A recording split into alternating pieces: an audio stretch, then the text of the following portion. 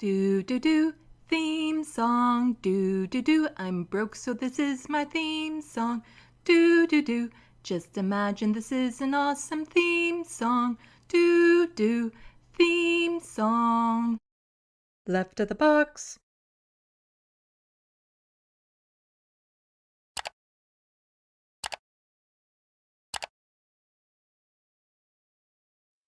Hello, welcome to Left of the Box. Bonjour, bienvenue.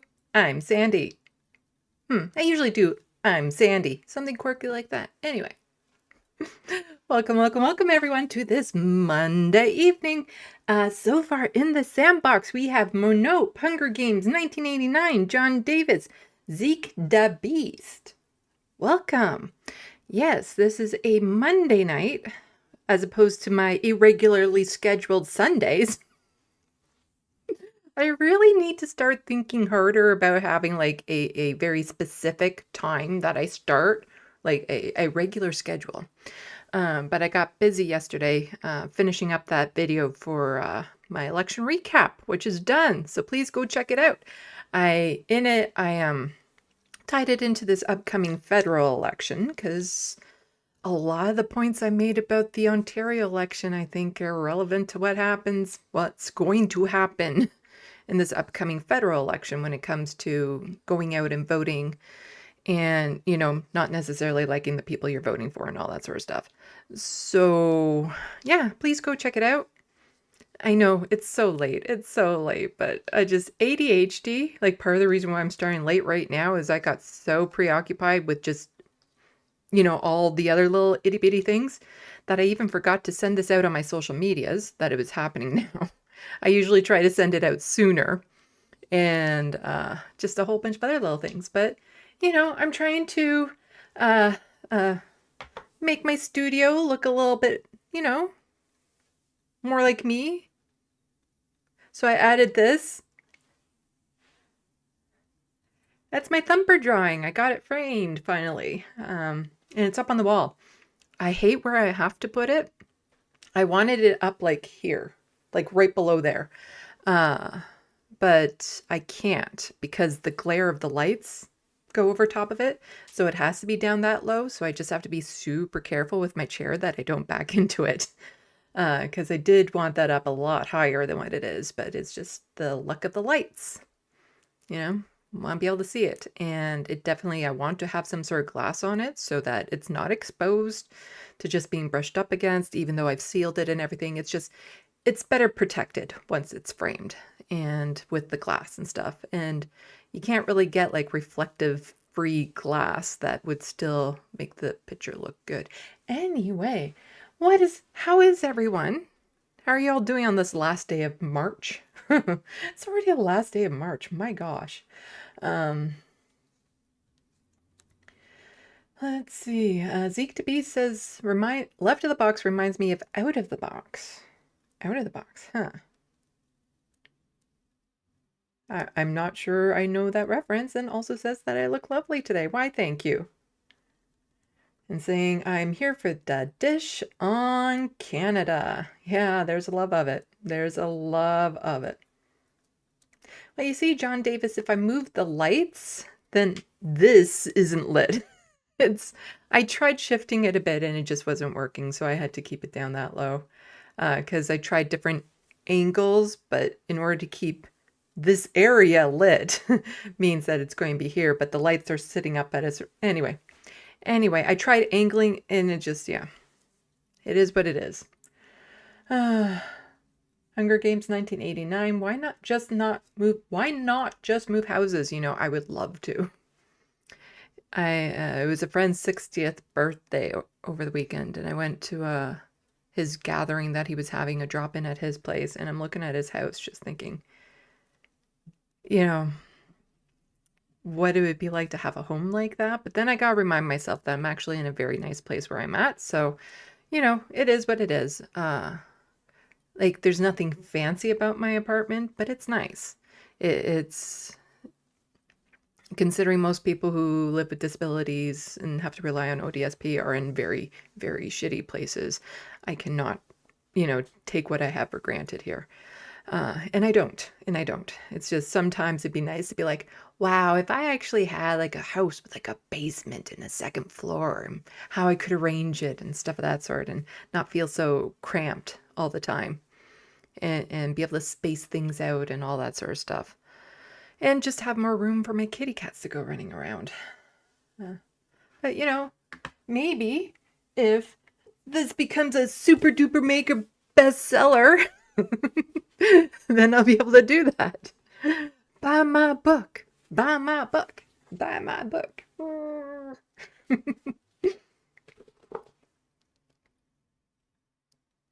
Waiting for the little Wild West to get into the Sandbox so I can ask them about the book. Because they weren't able to order one because there's no more Amazon warehouses in Quebec because, you know, Elon shut them all down because of unionizations. So they can't order from Amazon there right now. So I had to mail them a copy.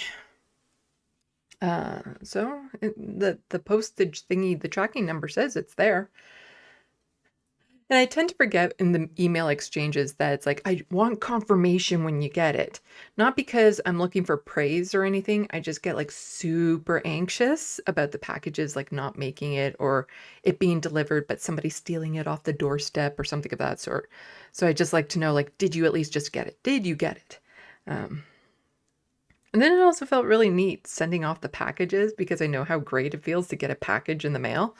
Because I also finally got around to sending out the print of Dan's drawing to him. Finally got around to sending that out to him. It's only a year late.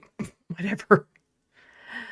The Wild West. I haven't read it yet, but I received it. Oh.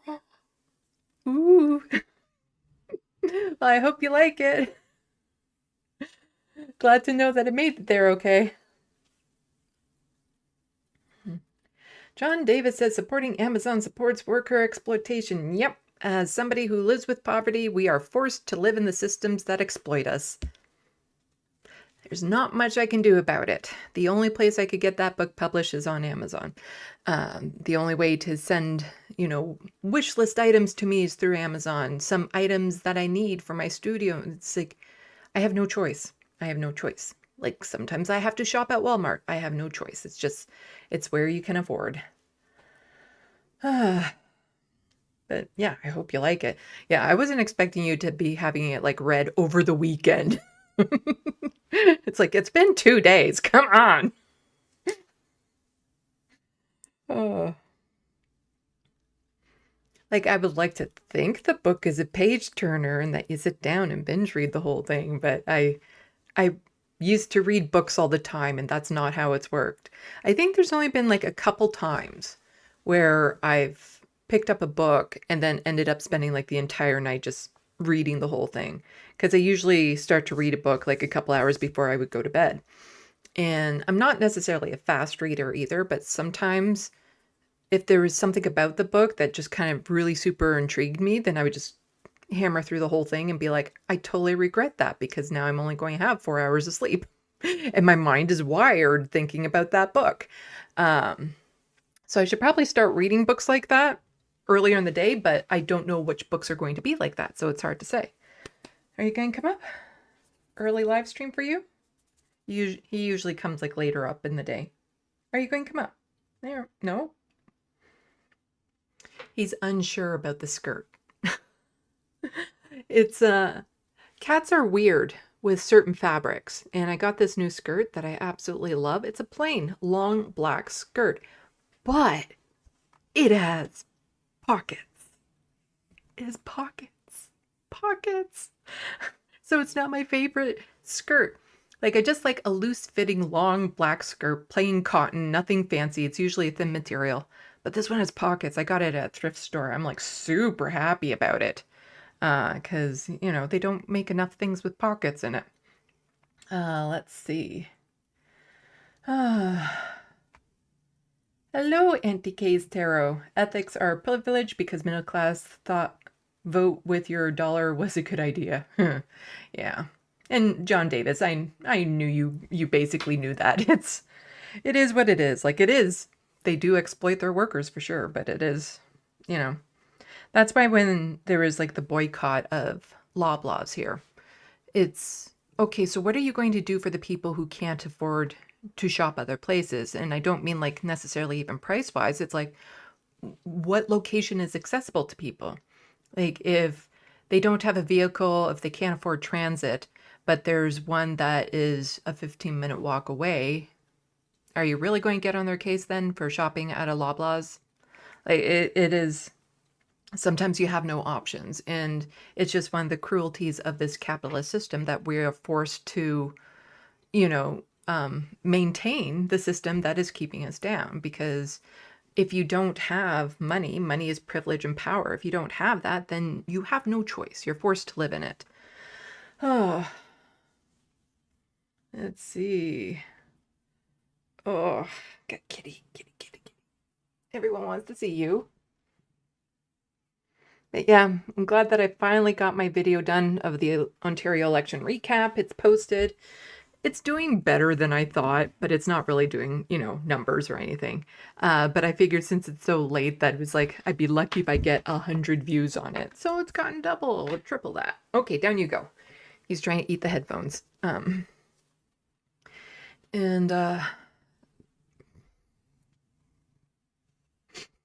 He's in a mood. He gets like this. I gave you a snack earlier. Yeah, so now that that video is done and out of the way, another side project, the other book that I keep on talking about that I can't let you guys know about, I did some work on that. So that's good. So what I'm trying to do, especially with my ADHD tendencies, is like every day is a specific project. So I don't try to work on multiple projects in one day because I do have a hard time working on more than one thing at a time. And so since I've already worked on the book for a bit, I finished that election recap video. And then today was just prepping for this. Because I keep on thinking to myself, I'll start sooner, start arranging the tabs and everything sooner. And even though I started like before the majority report, I started to single out the tabs and stuff like that. And then usually if the interview isn't that intriguing, I tend to work through the interview and stuff. and I had most of it kind of arranged. Even then, I'm like, no, I still have to start at 6. I was hoping to start at like 5, but by the time I was done arranging everything, um, I still need like a good hour to kind of get my head into this space and get all gussied up and stuff like that. Um, so today was just, it's a work day for this. It's a 10 to 12 hour work. Well, okay, no, 12 hour, because these live streams usually go about 4 hours these days. So tomorrow, the plan, providing I don't get too distracted, is to start working on the TYT video again, because my God, does it ever need to get done? Like before the whole studio just completely implodes and my video becomes completely irrelevant. Like part of my worry and my anxiety around it right now is that I've already put so much work into it. And the thought that I finally get it out, and it's like, well, it just does not matter whatsoever anymore. I'm worried about that. I really am. It's like somebody who's been working on their PhD about like, I'm trying to do a detailed analysis of this particular literature style and translate it and all that sort of stuff. And you put all this time and effort in right before you go to present it, somebody else publishes it. Like that type of thing I'm kind of worried about.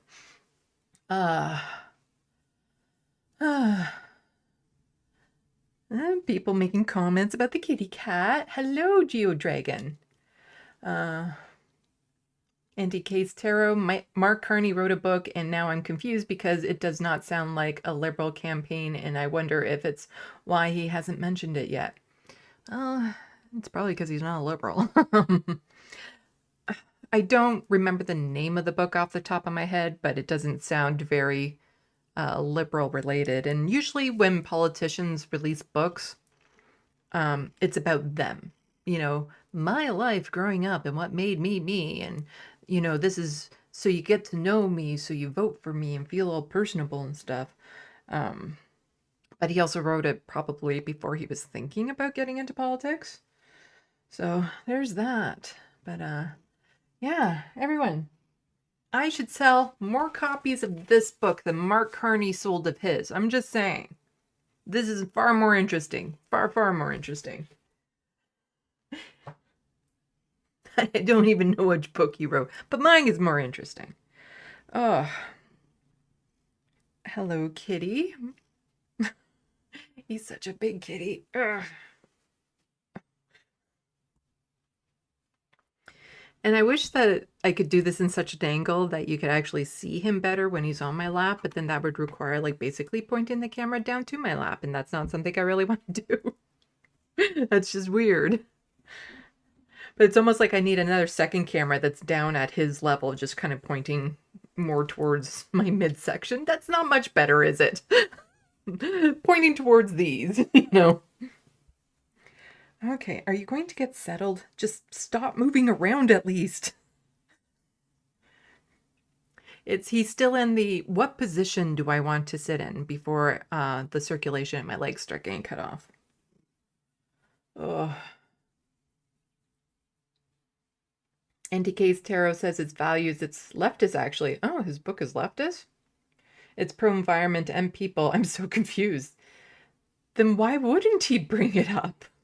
He doesn't want to look like a woke liberal, radical liberal type thing? Huh. The Wild West values building a better world for all is the title. That is very strange then. Maybe he just doesn't want to come across as being too woke. Oh, Anti-Kate's Tarot, that was my rabbit hole this weekend. Yeah. My only guess on that would be is that he doesn't want to come across as some sort of woke liberal. He's still trying to appeal to the conservatives that are the nationalists upset with Trump for the whole 51st state thing, and the centrists and the centrist liberals that are already there and stuff. Because right from his campaign launch for leadership of the Liberal Party, he was saying that the party has moved too far to the left. So I think he's just, You know, he's like a lot of these other politicians. They're not running on their own personal values. They're just running on what they think will help them win. And, you know, what their personal values might not be the values that are best for the people. It's like the capitalist gains and all that sort of stuff that they're interested in. So, yeah. Okay, but why don't we get into it? I have a fair bit to cover, hence why it took me all day to get ready for this live stream. Because we have just some regular election stuff to cover. Not too much about the tariff situation, because there's not really too much to update on. Like, yes, the tariffs are going through and all that sort of stuff, but there's nothing unknown really or new to add to it at this point. But I did want to touch about some of the fascism that's happening across the border with the kidnappings and whatnot. There's also just one-off stories. Danielle Smith going down to speak to Ben Shapiro. Funny how she had no problems getting across the border.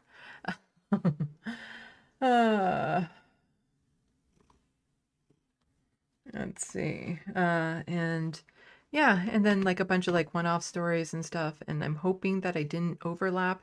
That's the thing, when you do so much, sometimes it's like, oh, did I already talk about this in a previous live stream? Let me just check my docket. Okay. So then that will be the second docket. This is the first docket. That will be the third docket, and that will be the fourth docket. Okay, I think I know which order I want these in. Oh, no, I don't want that one to be last. Okay, that one's pretty, that one's pretty bad. Okay, maybe I'll do, as you guys cannot see what I'm doing as I'm looking through the different dockets that I've put together.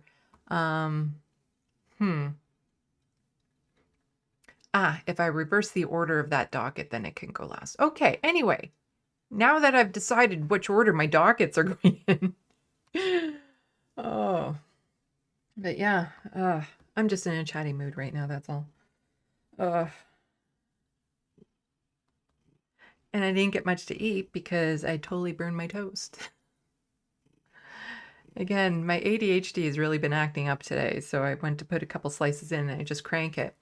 The toaster oven, and I cranked it too far, thinking, oh, I'm not going to let it go the entire time. And then I totally let it go the entire time. And it's like, so it's just two black crispy pieces of what used to be bread left. Okay. And I'm like, there's no way I was that distracted for that long, but apparently. You're not quite settled yet, are you? If you're going to do that, poke your head up here. Poke your head up here. Coming into spring, though, these guys are shedding like crazy. There's just an entire cat worth of fur coming off of this guy. I've never had a cat that shed this bad before. It must be something to do with his breed of being a Bengal mix. Oh, hello, hermetologist.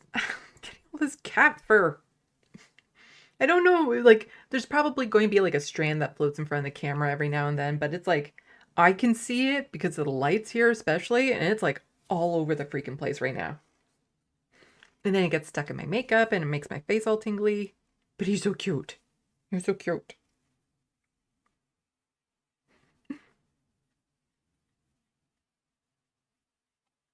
There. Are you good? Are you good? Can I kick you off my lap now so I can actually get to work?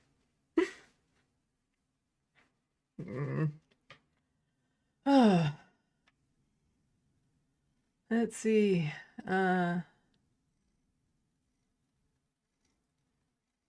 Anti-Case Tarot, were you hit by the ice storm? Who are you referring to? Me? Are you asking me or somebody else in the sandbox? I got rain here, but a bit more south, so it didn't hit us here. That was up more in like the Ottawa, Kingston area. And I'm nowhere near that, so.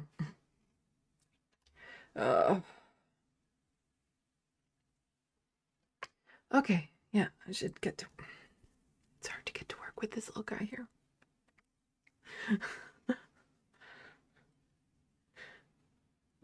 You're distracting me. Ugh. You're distracting me, Abernathy.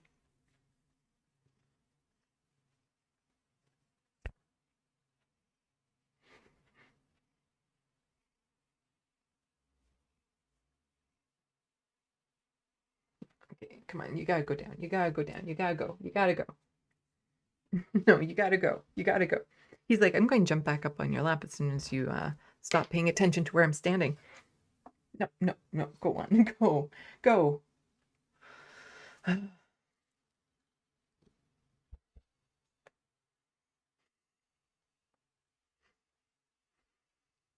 Okay, we gotta come to a compromise here, Kat.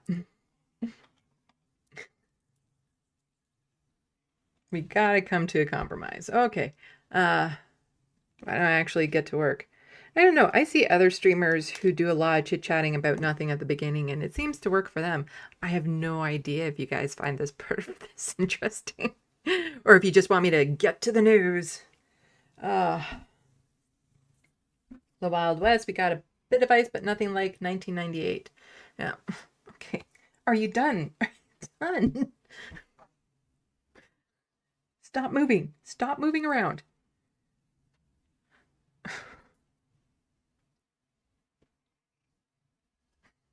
He's not done moving around. He's in a mood. Normally when he has this much energy, I go and take the fishing wand thing, cat toy, to help him burn off some energy. And I like helping him burn off some energy so he can hopefully get down a couple pounds. Okay, the thing is that as soon as I put these headphones in, he's going to start wanting to chew on them. That's a problem. That's a problem. And the first one is a video. NTK's Tarot 1998 makes makes me ice storm nervous. I was young mom on welfare. It was a nightmare. Now I'm middle-aged and got minor ice storm. Oof. I'm glad you're okay now. There was an ice storm in my area. How many years ago? 8 to 10 years ago or something like that. 10 years ago, maybe.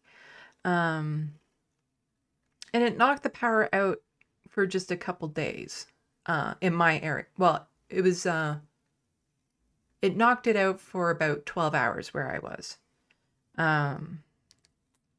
Other areas, it took a few days for it to get back on. And I did some photography at the park with the ice covering everything. But from the looks of it, it was nowhere near to the extent that happened just over the weekend. Because I saw some pictures of the ice and how thick around the twigs it was. And it's like, wow, that's incredible. But I did get some nice pictures of it. My God, I'm getting so distracted. I'm just getting super distracted because now I'm going to be like, you want to see the picture? Let's see. I believe I should have at least one up. Let's see.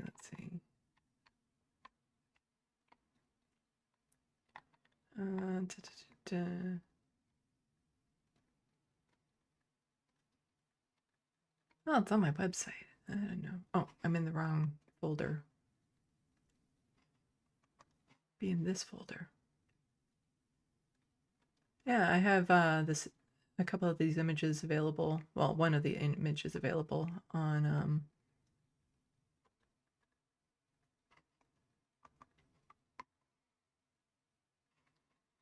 let's bring it over here. There we go. There we go. There we go. And then I do this, so you actually know what I'm talking about. So this was around Christmas one year. And that was at the house I was at overnight. Because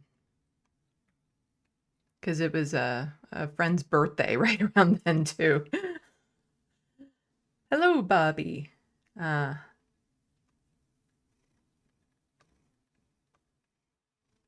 So I got to take the pictures of the ice over the Christmas lights.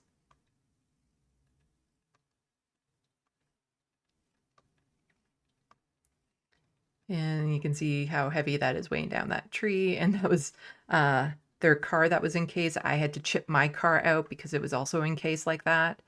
And I actually had an ice shard fly up into my eye. Luckily, it didn't cause any damage, but it did make it, like, I did have a blurry spot for a little bit until it healed, but luckily there was like no long-term damage. So be careful when you're doing that, because as I was chipping at it, it just flew up into my eye. And then I went over, when I got back to my place, I went over to a local park and started to take some pictures.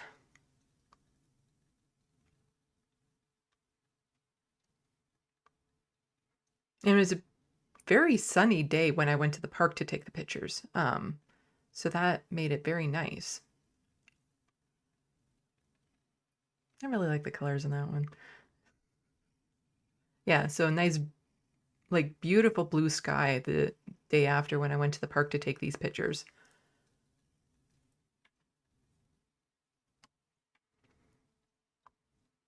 Oh, let's see.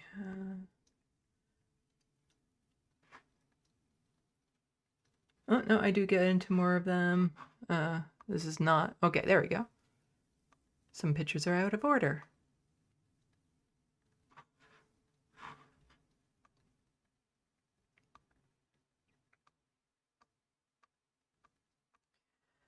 Yeah. I like doing photography. Let's see. There's so the one that's available on my website, get to it in just a moment. Yeah, so this isn't the one, but it's similar to this one. The crackling look that you can see was very interesting, and there was lots of people taking pictures of that type of effect. Something, I guess, like air pockets being caught in it or something. I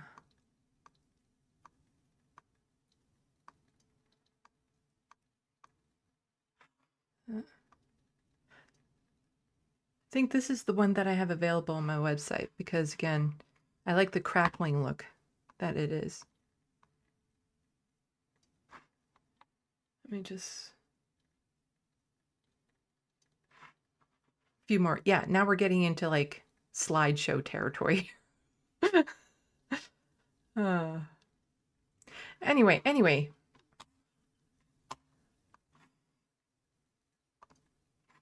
Totally getting distracted. Let's see. Bobby is wondering if Emma has seen my drawing yet. Not that I know of. And that's okay, because I'm looking at the drawing thinking, you know what, it could be better. There's some little touch-ups on it that I want to do. Because the hair isn't sitting right for me. It doesn't look quite the way that I want it to. It looks too much like a drawing. So there are some touch-ups I'm going to be doing to the drawing, which is always annoying when I do it this late out, because then if I want to change the video to include the final image, then like I can change the video and add it, but then I'm uploading a new video and people would have to watch it again.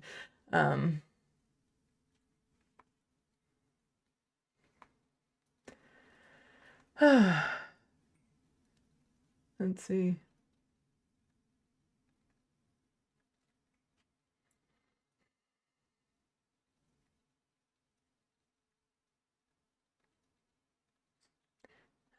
People talking about more ice storm stuff.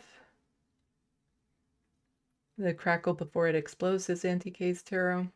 I didn't see any exploding trees. And Anti-Case Tarot says, I love the video of the drawing. I have a bunch of those. Like, thank you. And I do have a bunch of those available on my website, or on my YouTube channel. Under playlists, I have art shorts, and you can see it there. Anyway, I should probably like get to work. Here I am, just kind of, and here I am just totally getting distracted by the Sandbox, the Wild West, RFP trees. The drag show was brutal too. I had one of those in this area too.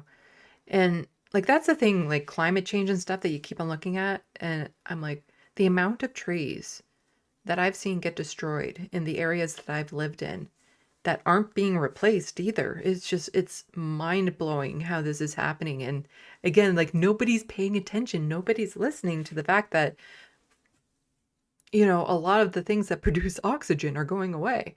And it is like, it is disturbing how many trees I've seen in my city just have to be taken down because they're half dead. And then we have like the super warm winters. Like not this past winter, I think the one before it wasn't that cold either, but we've had like some very, very mild winters and people are like, oh, this is so great. And no. I'm like, no, it's not. The trees have to hibernate and they aren't hibernating properly. If you have a super, super warm winter, and some trees would just start budding at random times and stuff. And so they don't have their energy stores and they're weakened. And so then the next spring and summer and fall, when we get the big storms, they're just a lot more brittle and they aren't as strong as they should be, which makes them easier to fall apart. Like, we have 4 seasons up here in this area of the world. And this is what the nature has evolved with for thousands and thousands of years. And we're wrecking it in decades. That's not enough time for trees that live longer than the decades to adapt.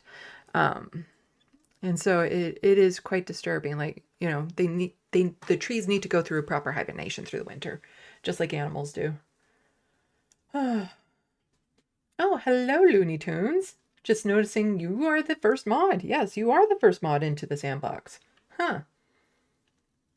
Anyway, I should get to work. Yeah, I keep on saying that. Wow, my ADHD is like really acting up today. But I have like a lot of stuff to go over. We'll just start by how absolutely cringy Pierre Poilievre is. Oh, right. Just reminds me that let's get off on another tangent. I was watching the Majority Report earlier, and somebody from Toronto called in, started talking about, stuff, and I'm like, that would have been an ideal time to shout out my channel. Because they were talking about the need to cover more disability related issues and stuff in Canadian politics. I'm like, yeah, I tried sending in DM saying, there's me. Not in those words. And they get a bazillion DMs these days, so they didn't see it. But I'm like, I'm right here. That news that you want covered from that perspective I'm right here. I'm doing it. It's one of my frustrations when I see so many people saying, I wish there was more news by non-males or people with disabilities or queer folks and stuff. I'm like, I'm right here. Oh my God, I'm right here. It is what it is. And I have lots to say on politics, obviously, because that's my channel. That is my channel. Anyway, let's get into how absolutely cringy Pierre Poilievre is in so many ways. Oh my God. Like, I think part of the reason why Mark Carney is becoming more popular is just the fact that Pierre Poilievre is so much of a dweeb. Like, there's no, like, that's the word that kind of best describes him when you think of that, that movie archetype of a dweeb.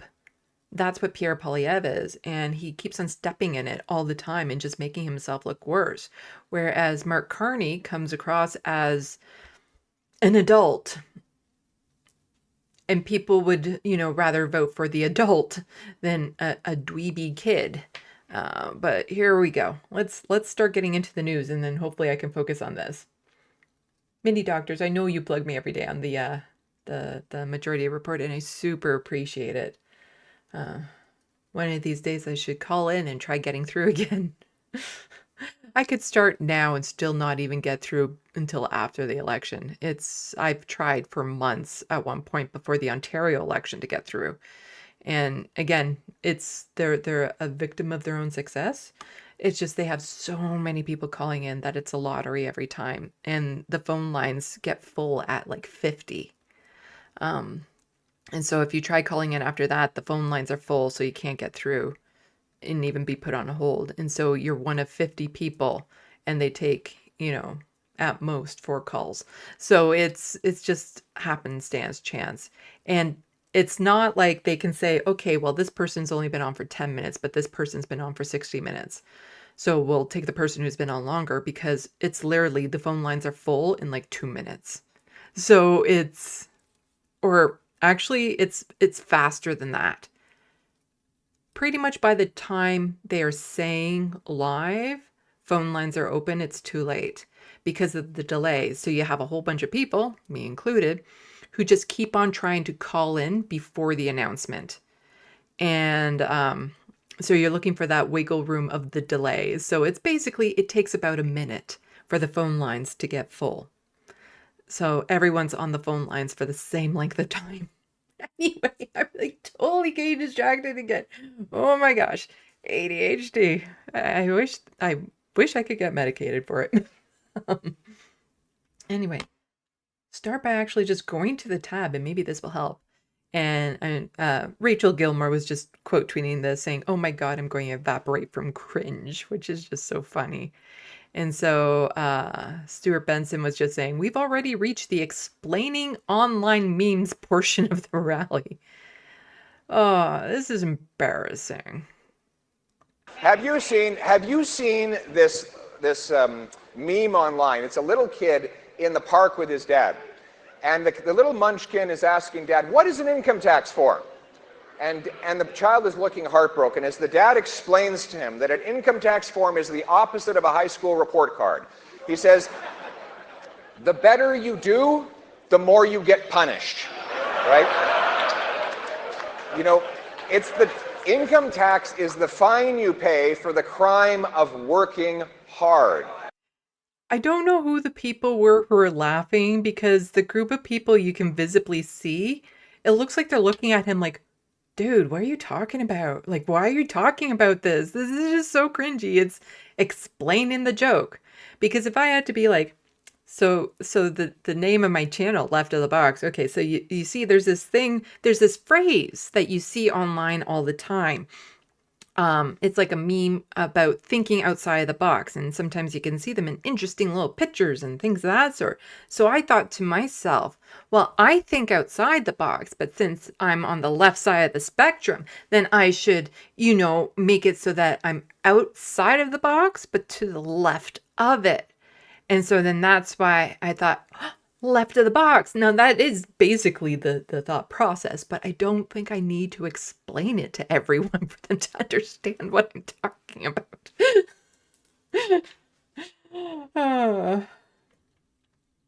It is. And then, he could also be like, and then there's also that meme where, you see the police officer and they're holding up that card, and on it are the different shades, and one says innocent and one says guilty. Only now it's a listing of like how much maple syrup you take. So are you Canadian versus are you American, as to if you're going to get pulled over and deportated into a black site. Oh, okay. But the cringe was not over. No. The Surf said, quote tweeted this out. "How do you fellow people who have cooked dinner before and don't have paid servants?" This is on Pierre's actual, his Twitter account.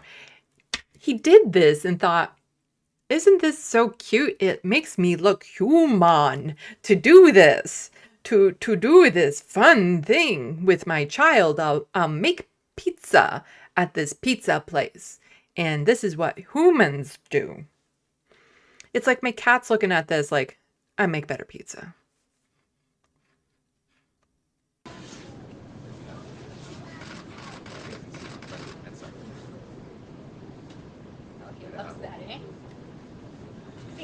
Also, the placement of everything on here is wrecking my OCD. I'm just like, that is not appropriate pizza making toppings. No.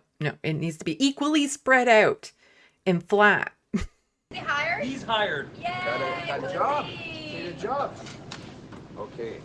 Oh yeah, and the idea of like, okay, let's have a child with a bomber jacket and just start slapping the logos on the child. Sure, why not? Kind of like those NASCAR outfits and stuff like that. Get all the conservative symbols. That would be horrible. It'd be pretty much a right-wing outfit at that point. Throw this guy in here too. It's just mushroom? Oh, that's okay. That's okay. We got another one. Look at me. I did a funny human thing. Look, I almost spilled the pizza. That's what humans laugh at. Okay, that's okay. We got another one. Misfire. And then there's that sudden realization of like, oh my God, I look like a dork. The memes are true. I look like a dork. It's like the sudden turn like, oh crap. This is being recorded. Anyway.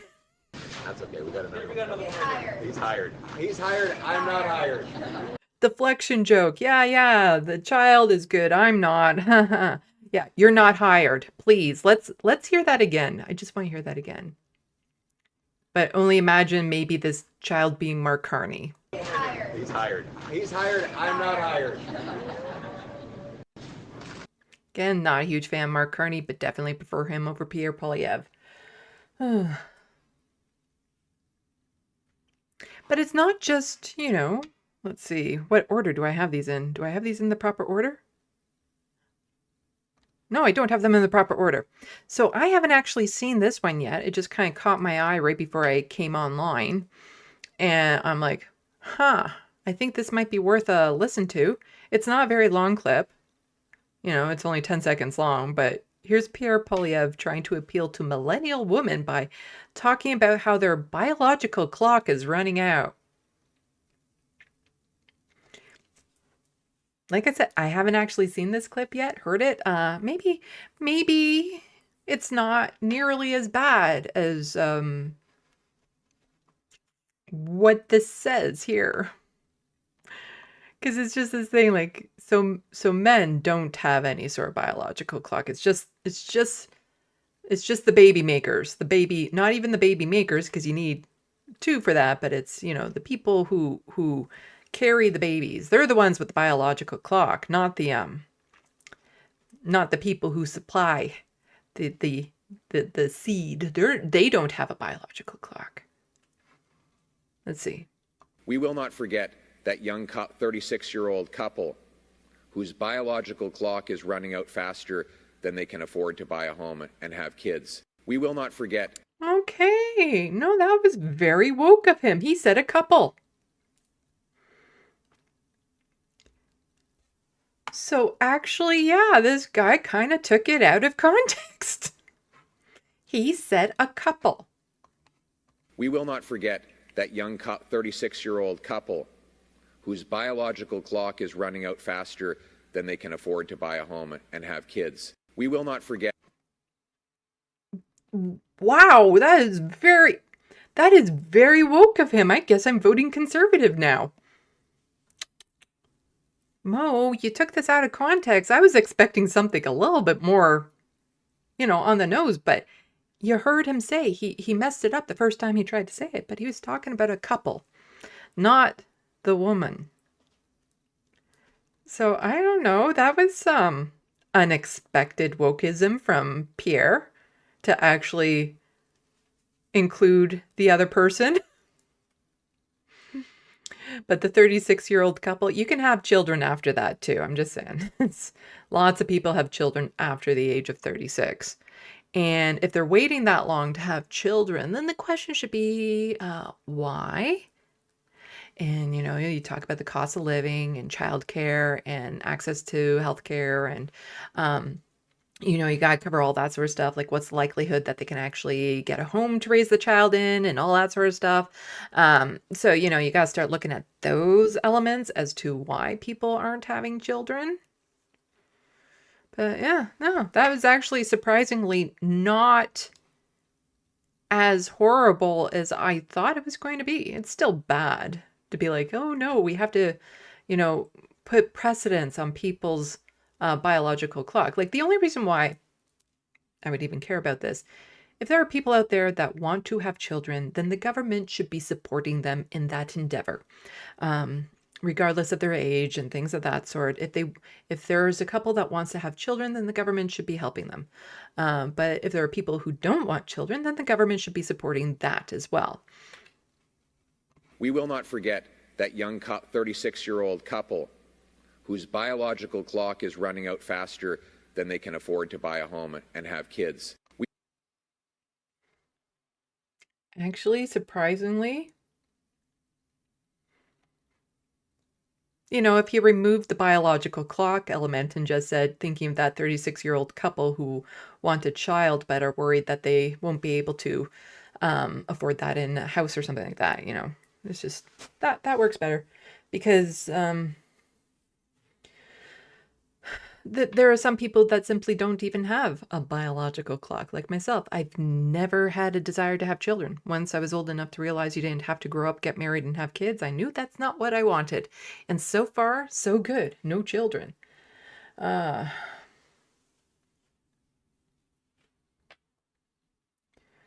just see. Just some comments getting... Oh my God, my ADHD is right. I'll go to the Sandbox once I'm done the segment because I see things I'm like, I'm going to respond to that now. No, I can't do that, or this is going to be like a 20-hour long live stream. Anyway, it's not just Pierre who's, you know, possible with cringe and stuff like that. I was looking for the fuller clip of this, but this is pretty... I watched, like, I clicked through the whole CPAC video of this conversation that Jugme was having about housing and stuff like that. And it was cringe. Like, just seeing the way that he would be like, oh, and now tell me about your experience. Isn't that so bad? Like, the way politicians use people's stories as props. You know, like, I get why they do it, but it just comes across as so fake these days. Because they always do it, and it's always the same way. And, you know, I get the whole personalizing the story. But Jugmeat then doesn't really talk about what's needed and stuff. Instead, what he did was he went into how bad Mark Carney was. It wasn't about how the NDP would create socialized housing. You know, it was like, oh, Mark Carney horrible because, yeah, Carney, as Rachel Gilmore points out, was chair at Brookfield. And Brookfield was the place that took over this woman's rental company and had really bad renting experiences and stuff. And they charged the rates up higher and all that sort of stuff. And from what I was gathering as I was clicking through that video, it's like, okay, yeah, it's well put, but it's just using specific stories as props. But then using it also as like a shield, like, look at me, aren't I so good because I'm showing off this one story, but it's like, what is your actual solution to this? Don't just point out how horrible, you know, the corporation Mark Carney is attached to is. What's your solution? What are you, like, what are you tangibly going to do? Because it can't just be, we're going to build more houses. It has to be more socialized housing. Because I'm going to touch on a story from Toronto, too, where they're talking about, oh, yeah, 5,000 new apartments in the next near future, and over 1,000 of them will be affordable. What do you mean by affordable, for one thing? Because affordable, government speak, is 80% of market rate, which for the vast majority of people is still not affordable. Anyway, but this moment was just kind of like, ooh, yeah, it's apparently the person is okay, but I was really looking to see if I could find that part in the CPAC video, and I couldn't find it. They don't have transcripts on there. They should. But this is just, yeah. And grocery. Help! Help! Help! I'm stuck here. I don't know. Okay. I'm stuck here watching this NDP campaign stop. Help! I'm laughing because apparently nobody was harmed in this. Help! I'm stuck here having to listen to this.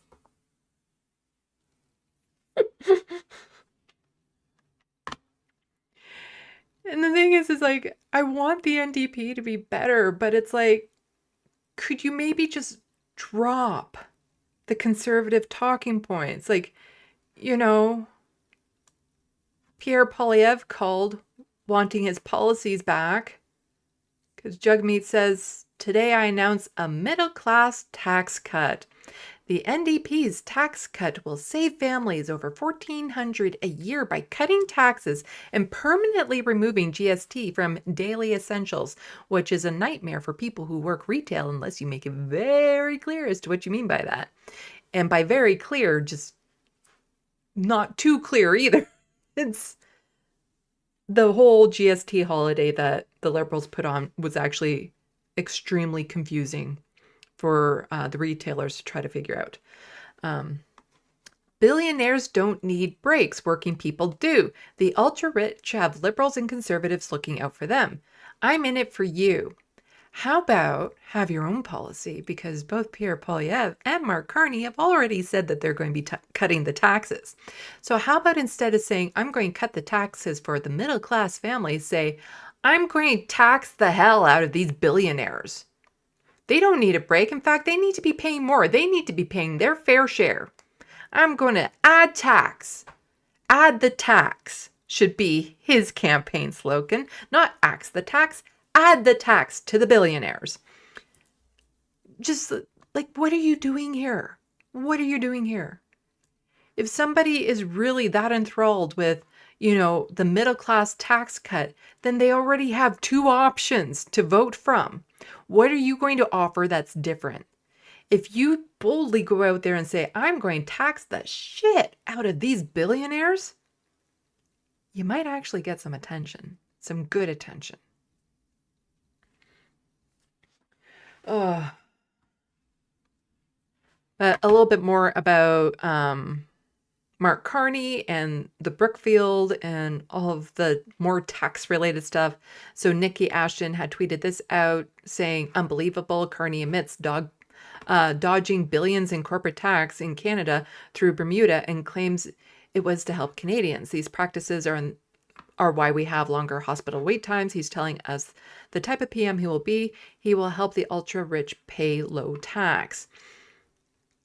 One of my severe frustrations I'm having with the NDP this cycle is, okay, you've pointed out what Mark Carney is doing. Boo. What are you going to do about it? Where in this statement is saying the NDP will close those loopholes, make it so that they can't dodge the tax? Where's the solution to that, to make sure that billionaire corporations can't get away by just, shipping some of their account overseas? Where are you saying that? Where are you saying that people like Mark Carney will no longer be able to take advantage of loopholes designed to keep billionaires even more wealthy? Where's that? Just pointing out and saying Carney bad doesn't win an election. But anyway, this is what he said. The structure of these funds is designed to benefit the pension funds, the Canadian pension funds that invest in them. The Caisse de dépôt, Ontario Teachers as two examples. The beneficiaries of those pension funds, teachers, retirees, municipal employees, they pay the taxes on their pension. That's the design. The follow-up is how do I know? I understand how the world works and the structure works, and I understand how corporations, like to play the systems to make sure that they keep as much profit as possible and not pay their fair share in taxes. I'm a banker. It's what we do.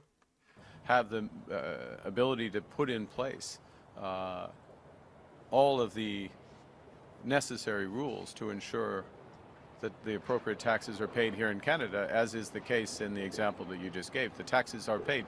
Ils sont payés ici au Canada. Yeah. No. Basically he's saying if there's a loophole, we only took advantage of what was already there. No, tax them. Tax the wealthy. Like I said in some of my other videos, when you get a billionaire, you can literally take away 90% of their wealth. Like, I don't even mean like a gains wealth or anything like that. You can just take away 90% of their wealth and nothing in their life would change. Their quality of life would not change. Their status would not change. They'd still be able to afford all the luxuries that they're afforded. Nothing in their life would change. You then take that money and put it into the bank accounts of people with super low incomes. That is life changing. It is just, it's so ridiculous the way that they hoard money, and they're so like, oh, I must keep my billions and billions and billions. What for? How is that like having any meaningful addition to your life? Like, how is that any sort of meaningful improvement to your life to have an extra $1 billion on top of the already billions you have? How does that make your life any better? Like, show me the metrics where that improves the quality of your life. That somehow, having $1 billion versus having $10 million, like how is that different?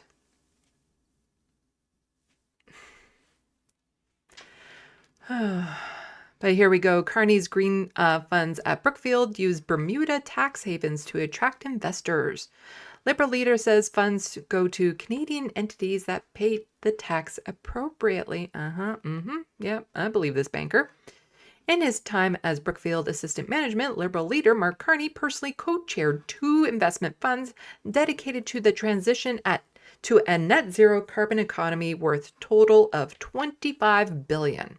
Those funds were registered in Bermuda, among other locations, allowing the investors to benefit from significant tax advantages, according to information obtained by Radio Canada.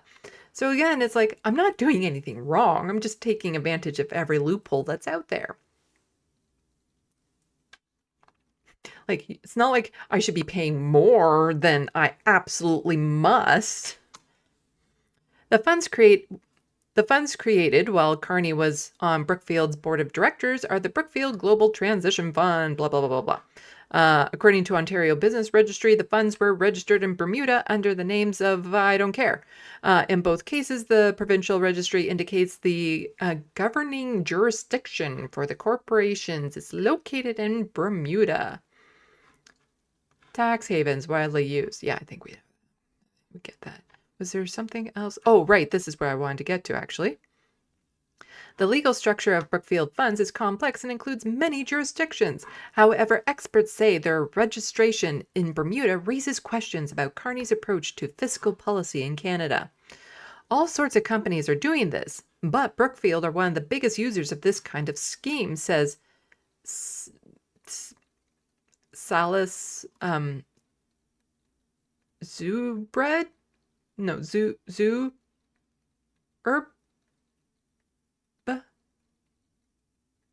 policy analysis with the group of Canadian for tax fairness. He says he hopes the next federal government will impose new limits on the use of tax havens. You think someone who just took a whole bunch of advantages using those tax havens will put limits on it?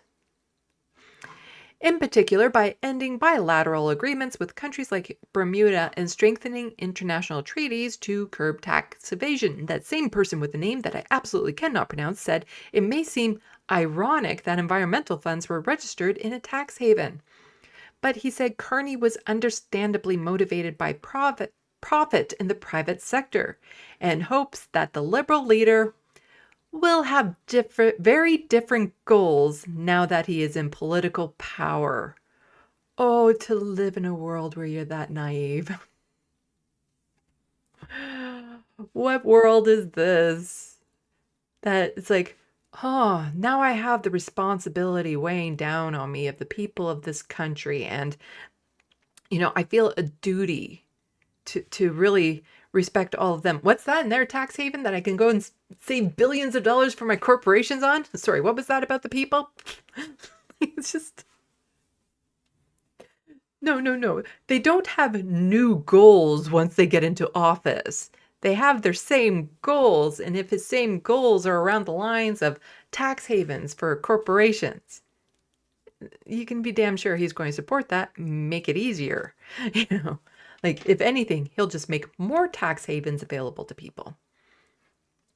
But just this naivete of like, oh, well, I know he used to be like that, but that was because he was in the private sector. And of course, profit runs that. It's not like profit runs the government. No. No, that's not why people. Sorry, what's that? Every politician is in the 1%? Huh. But I'm sure they're not driven by profit. Let's see. But let's get into some of policy stuff. Again, Polyev is starting to do a bit of a 180 on certain things because it's like, oh, it turns out dental care is popular. As milk toast is mean tested as it is, the people who get it really seem to like it, not having pain in their mouth all the time.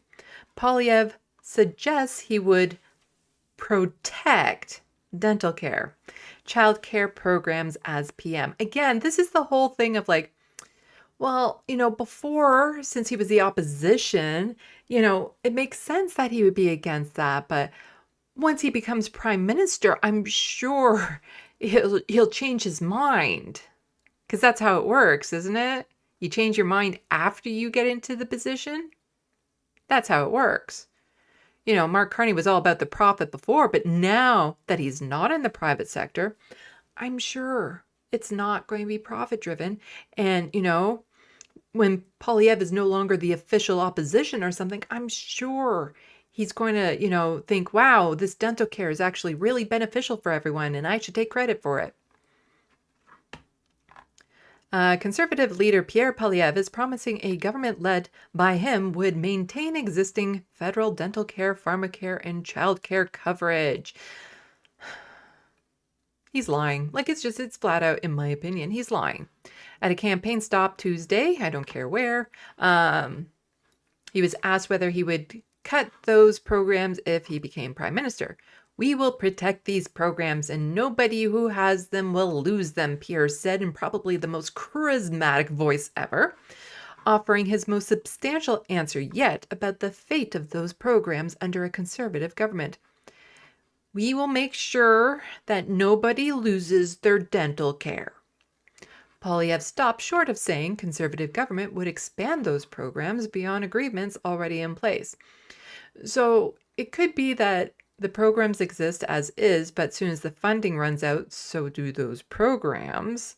But also, he's not going to expand them at all. So the proposed expansions of them wouldn't happen. So let's see. Do we want to listen to Jugmeat talk about this? It's only 56 seconds long. What I think it says is that Pierre Polyev realizes people actually like dental care. People actually think that the pharmacare is a good idea. People like these programs, and so he's worried that if he comes out and says openly he's going to cut them, people won't actually like that. They'll actually vote against him. So he's lying to you now. He's lying to you when he says he's not going to cut the things, because his track record is he voted against them. He voted against dental care. He voted against pharmacare. He said they were bad ideas. He said that people with diabetes didn't deserve coverage. He has said that. And so you can't trust the guy that has voted against a thing, said it is a bad thing, and then on the even election, all of a sudden says, oh, no, I'm not going to cut it. He is lying to you. He is lying to you because he's afraid. And so if you want these programs to continue, the party that made it happen, us, the New Democrats, are the ones you can trust. Thank you so much.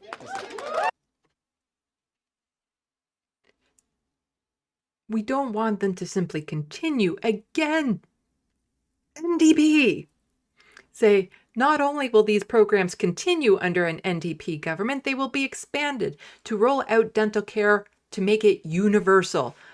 Pharmacare, universal, covering all medications. That's what the NDP will do. We won't just maintain status quo, we will improve upon it.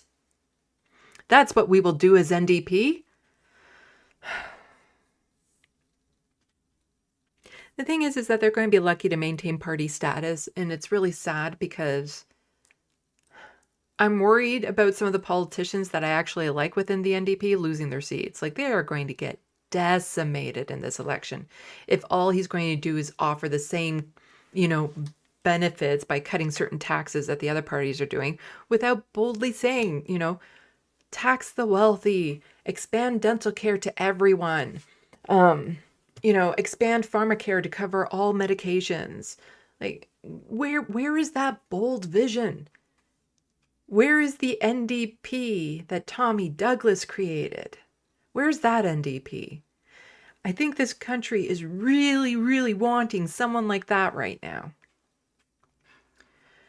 But here again, Sam Hirsch is saying a lack of vision is killing us here in Canada. The U.S. has several cities like Atlanta, Madison, Wisconsin, where they are opening publicly owned grocery stores in food deserts where it's not profitable for corporation stores to be. A public option would lower costs. And what is he talking about? Again, the NDP. Here's the problem. What are we going to do? Not much. Because, well, here Max Fawcett is saying, I'm dying to know what he thinks an alternative to corporate grocery stores are.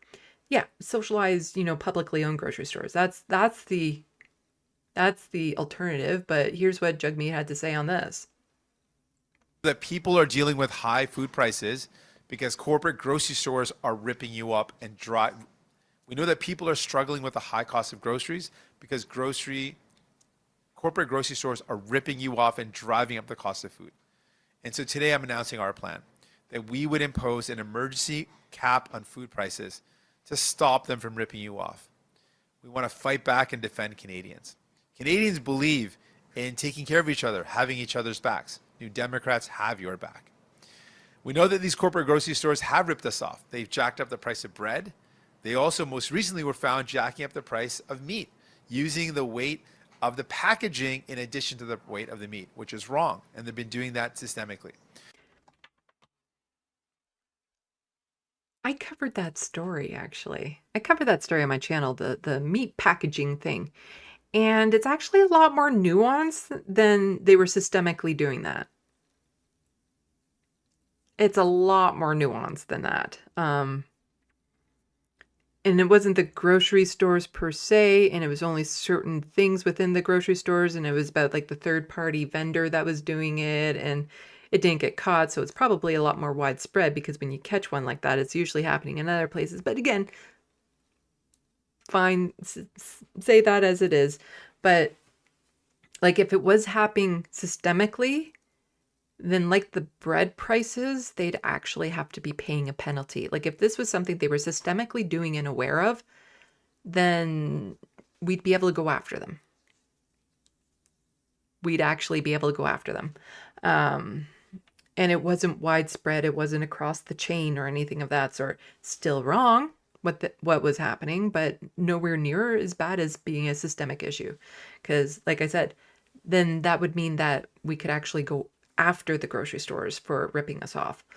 And what good is it, again, capping prices on things that are already too expensive? Because it's like, even just capping, like having rent control back isn't good enough. Rents need to be lowered. Like capping things that are already out of reach isn't good enough. And again, this is where Jugmeat is like, he's only doing liberal talking points. Like he only wants to be a liberal. Because if he were to go back to the roots of being what Tommy Douglas want, yeah, it's having publicly owned grocery stores.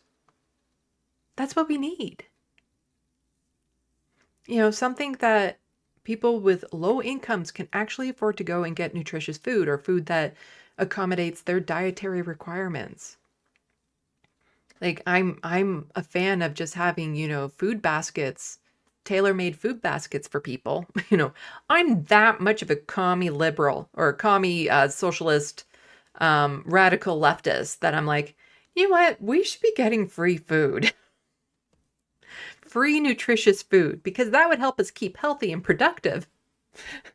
Because if people are starving and worried about how they, crime would go down, because once you take away a person's need to eat, that's the hierarchy of needs thing. Eating is pretty high up there. And if you no longer stress people out about how they're going to eat, they might not go towards drastic measures to try to make the money needed in order to buy a necessity for life. But that's not what he's doing. He's just like, oh, we'll cap food prices. And again, that's so vague. Like, okay, so what food prices are you going to cap?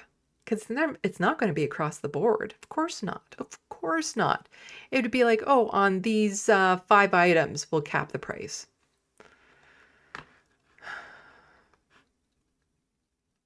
So then we get into some problematic candidates.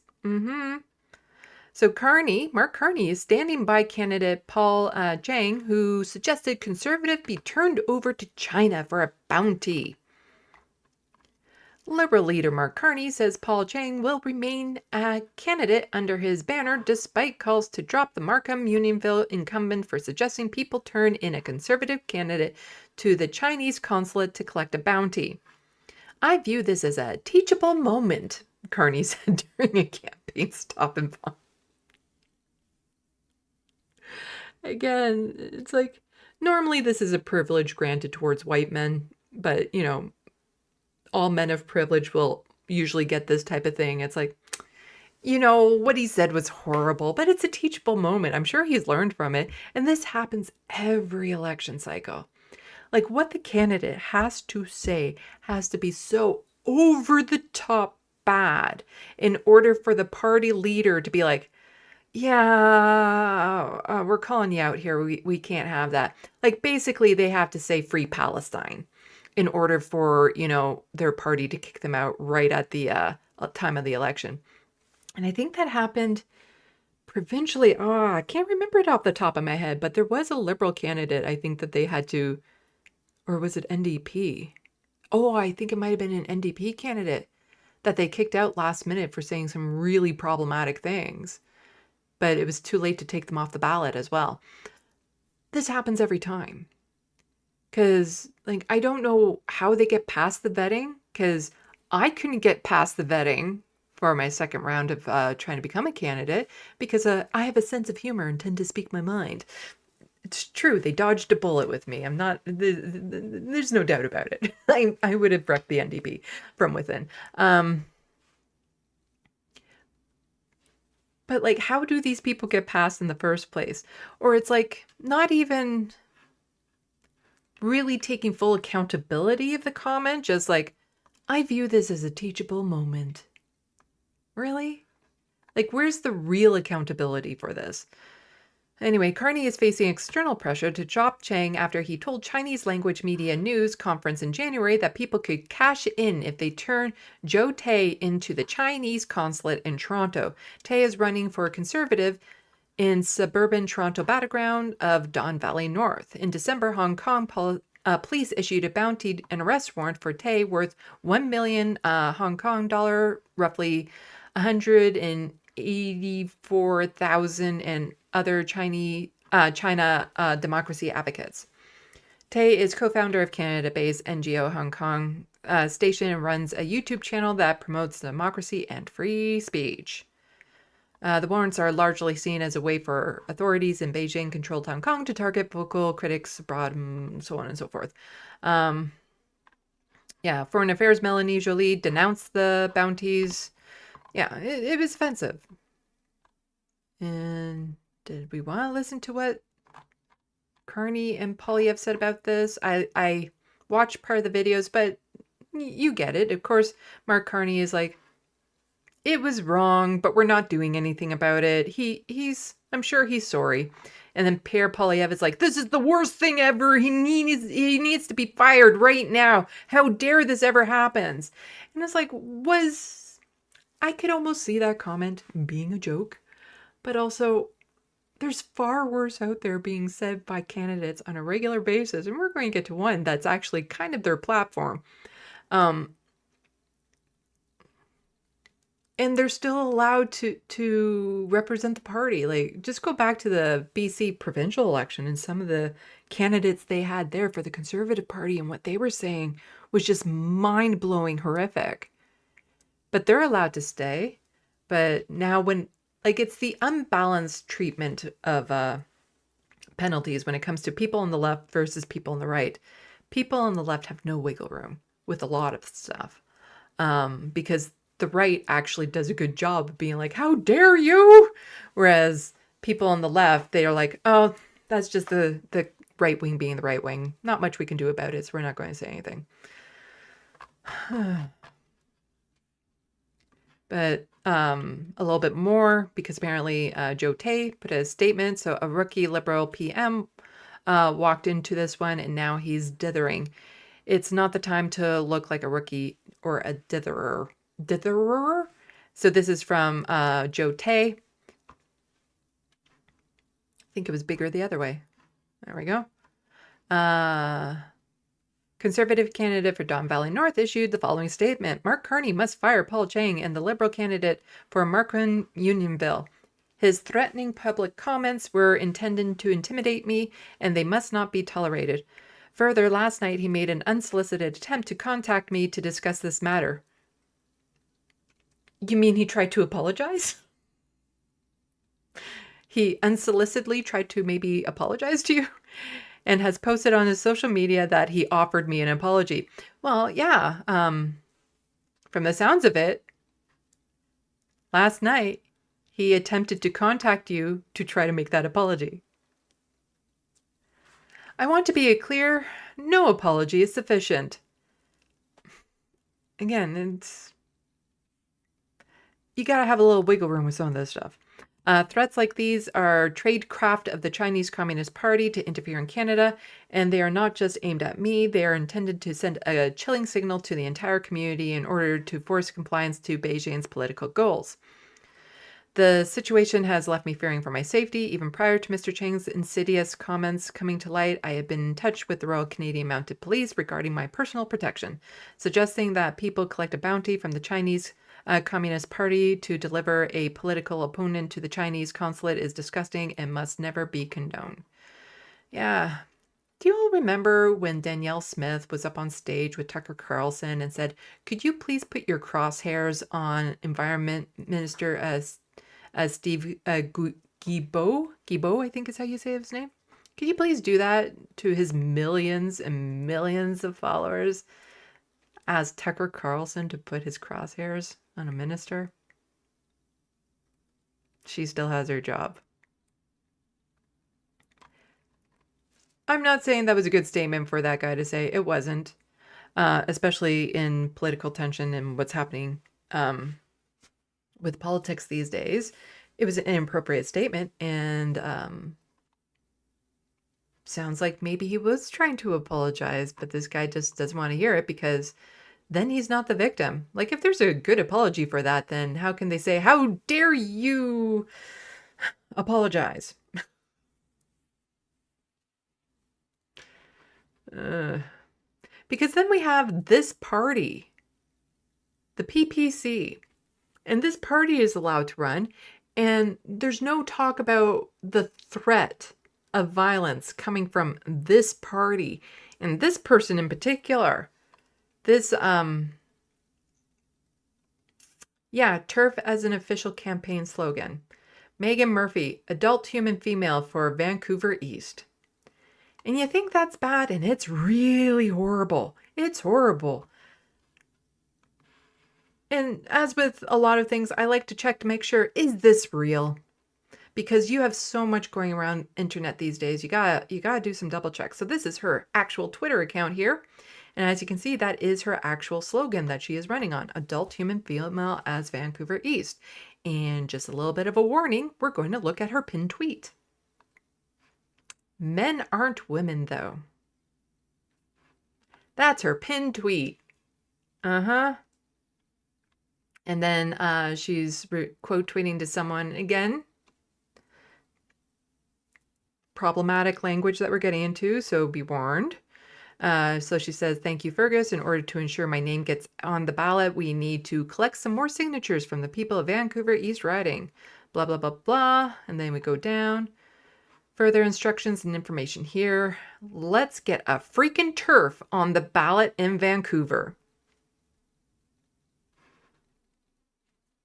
So maybe that's why they're against the mask mandates, because they just are completely mask off and they don't want to be, they don't want any spotlights on them by other people masking or something. There was a joke in there. I'm sure somebody could have delivered it far better than I just did. But yeah, no, she is just an outright proud TERF. So you have people that are part of actual political campaigns And turf language is very violent and very insidious. You have unabashedly proud people running as turfs, yet the NDP can't be a loud and proud socialist, can't be boldly progressive. That is a big no-no. But having somebody this horrible running for office, she's not going to get in. Like, the PPC just hasn't picked up any steam. As horrible as this is, she's running without consequence. But the NDP can't be even remotely bold or, confident in their progressivism. Just, there is no leftist party in this country. Just none. None. And this is absolutely disgusting that somebody like this is allowed to run for office and nothing is said about her, but somebody saying another line gets all the attention put on them. It's very selective who gets singled out. And it could be because, too, she stands no chance. So there is that. Because the PPC isn't going to be getting through it all. But the thing that, again, I worry about is online. Those of you who are watching my channel, I am preaching to the choir. I know that. I'm arming you with information so that when you're out in the public, you can talk to other people and have more information available and be more aware of the situations that are happening and all that sort of stuff. So, but still, if you're a regular watcher of my channel, then you agree with probably 80% of what I say. But we're in a bubble. We're in our own multiverse here. The algorithms feed everyone certain kinds of information on every social media platform possibly. So if you watch my channel, the algorithms are going to feed you other stuff that is similar to what my channel is, and other opinions that are similar to what my channel is. And it's the same on Twitter and all those locations. It's all the same. So it's hard for us to get a real good gauge as to what's happening. Laura Babcock is saying, I'll say it again, don't get comfortable looking at the polls. Our sovereignty is on the line. And she is quote tweeting this Mac guy electrifying atmosphere at the Pierre Poilievre rally in Surrey, BC. This place is rocking. Bit of an exaggeration, but not really.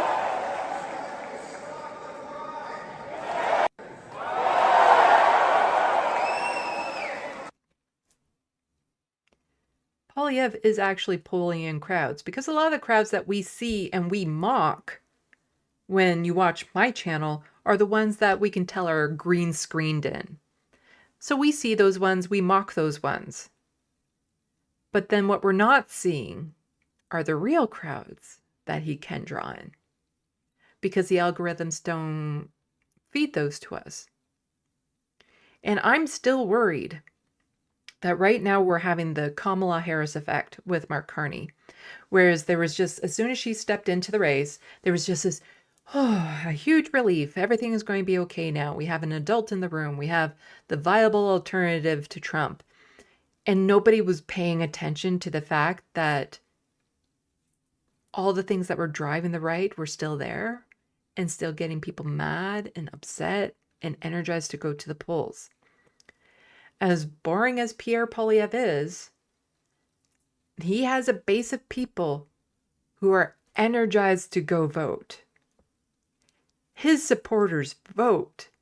But on the left, we have a lot of people saying, my vote doesn't matter, or I don't want to give my vote to a party that doesn't specifically cater to me, and all this sort of stuff. And I put it in my video that I made about the Ontario election. There's a list of things I'm not going to have to worry about under Mark Carney. He's going to be a shitty prime minister. He's not going to improve on the status quo. He'll maintain it. But under Mark Carney, I'm not worried about my bodily autonomy being taken away. I'm not worried about my passport no longer being allowed to use the X gender marker. I'm not worried about that dental care and child care going away. I'm not worried about so many different things and so many of our rights being rolled back under Mark Carney. He will absolutely cater to the rich and the wealthy when it comes to the tax cuts and stuff, but things won't get substantially worse. They'll still probably get bad with those types of tax cuts and stuff, but not monumentally. Under Pierre Poilievre, so much worse on so many levels. Our rights will be rolled back in ways we can't even predict right now. He does have people that are going out. The polls, again, I am anti-poll.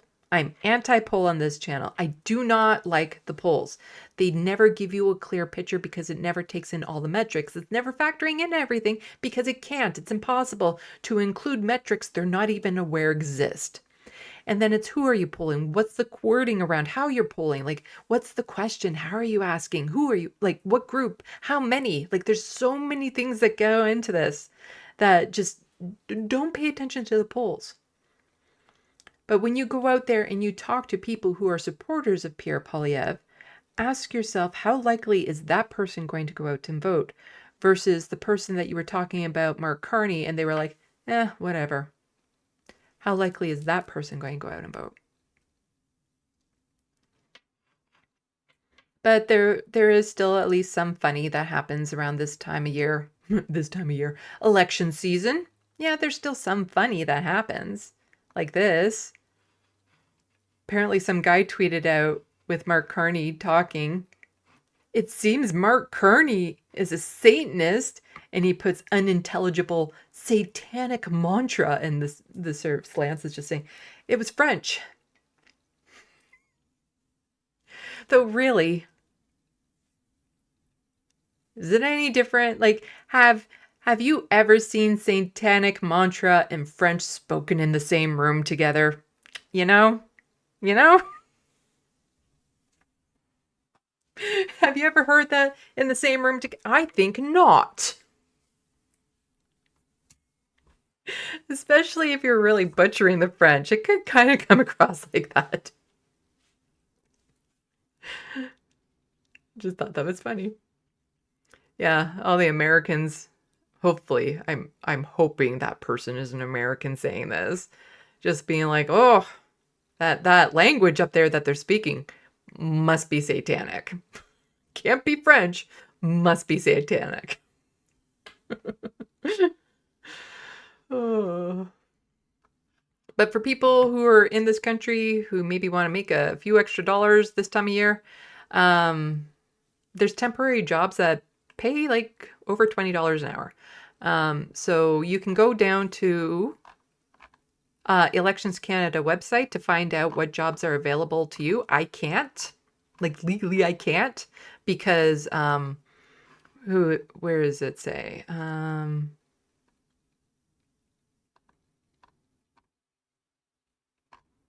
Where is it? Poll worker positions, who is eligible? Oh, who is ineligible? Individuals ineligible to work include federal ministers, members, blah, blah, blah, blah. Individuals convicted of felons. No, that's not me. Where was it? Basically, you can't participate in anything kind of like what I do on my channel.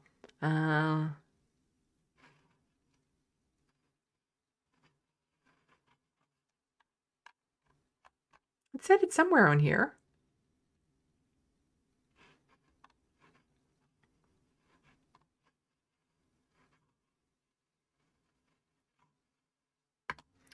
Anyway, because I engage in this political channel, I cannot, unless I were to not have my channel for the time of this election season, I would not be allowed to apply for this.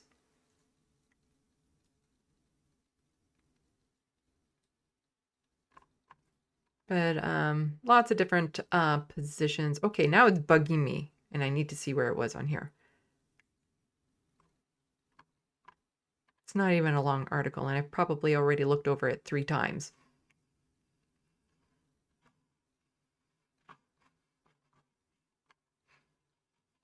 Oh, it's right there. It's right there, the first one. Poll workers must be a Canadian citizen, be at least 16 years old, yay, child labor, not participate in political activities during employment. Yeah, so I can't. Unless I want to give up my channel for that period of time. And this would pay a lot better, no doubt about it, but I'm not going to give up my channel during that period of time because I like you guys too much. I like doing this channel. When I was at my friend's birthday party or birthday gathering over the weekend, and somebody asked me the question, like, what is it that you would want to do right now if you could do anything? And I'm like, because, you know, I just told them, it's like, oh yeah, well, I do the art and the writing and the YouTube channel. And they're like, well, what would you want to do? And I'm like, the art, the writing, and the YouTube channel. This is what I want. I'm good. I'm good doing this. If I was making enough money that I didn't have to stress off of my art, writing, and YouTube channel, I'm set. Like, you know, barring the dream I had and would probably still love to do, like I wanted to be an actor. If I ever got that opportunity to perform again, absolutely I would. I love performing like that. Like stage acting, movie acting would be amazing type thing because I absolutely love acting and performing. But barring becoming like an actor, this is what I want to do. The YouTube channel, the writing, the artwork. This is it. And if I could make a living off of this, like I said, I'd be set. Still very hard to meet people for friendships or more doing this because it's all very solitary work. But still, you know, I find this fulfilling. You know, I find doing this channel, especially talking about politics and stuff, I find it fulfilling. I feel it feels like I'm doing something. I'm contributing back to the community. And then the art and the writing, it's its own thing. But yeah, if there was like a universal basic income, I'd be set. I would be set. So let's check the Sandbox. And then we'll get onto more stuff.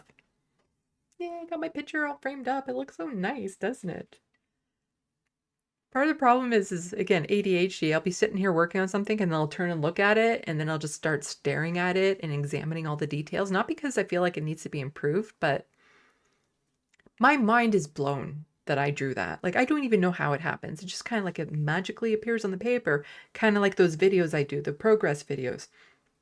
It feels like to me, that's how it's appearing on the paper. And if you look at the paper, like you look at the videos, you can see that it's not like one part is done and I move on to another. It's like all these other little parts and it's moving all over. And then it just kind of fades into existence.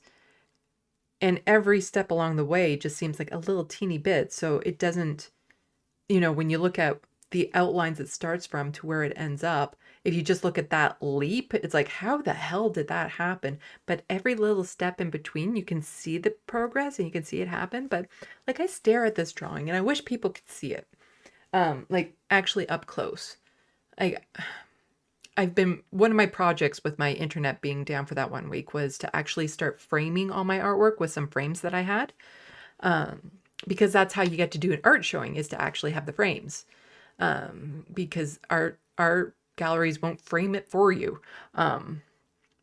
So once I have everything framed, I could then potentially look into having like an art showing somewhere. And I just want to see people react to the art too. Like that would be really cool. Because I only discovered this talent during COVID, so it's not like I've had an art showing. I've barely had people even over to my apartment to see it. You know, when they do the biannual check on the apartment to make sure the water heater isn't about to explode or something, I might get a comment about my art or something that's up on the wall. But, you know, just when I examine the detail on this, I'm blown away. I'm just absolutely blown away by it. Because you can go in like super close and see such minute details. And let's see if I do this. If I open up in Photoshop. So there was the picture I posted online, and that one is actually brightened up a bit because the actual print, if you were to get a print of this drawing, it's a little bit darker because the paper wasn't white. It's not like white. And so the image that you see that I've posted on social media is brightened. But here we go. Oh, that doesn't even do a good job. That doesn't do a good job necessarily.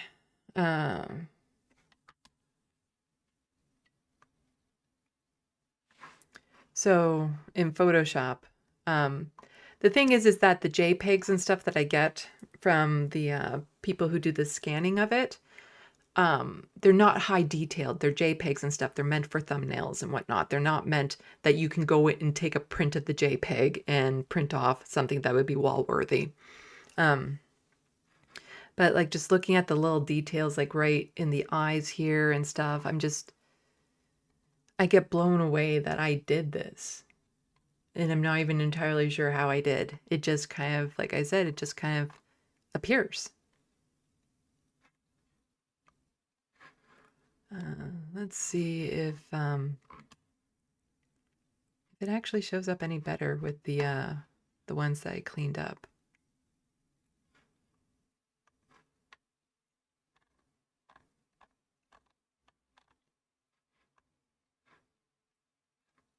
There we go.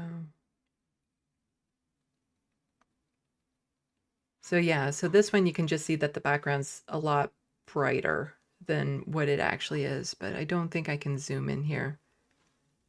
This is what I posted on Blue Sky, but you know, just looking at the detail, like around the iris and everything, and then even in the reflection, like the light reflection here, you can actually see the hair in the reflection. When I'm doing this, I don't know how it happens. And the thing is that I have like all these different pencils and stuff too. And my brain will just be like, you need the F pencil right now. And I couldn't even tell you what the F pencil looks like, but I just know I need it. And as soon as I pick it up and I put it down, that was the pencil I needed. Or I need the HB, or I need the 2H, or I need the 3B right now. Like, it's like my brain will just know this is the pencil I need for said effect.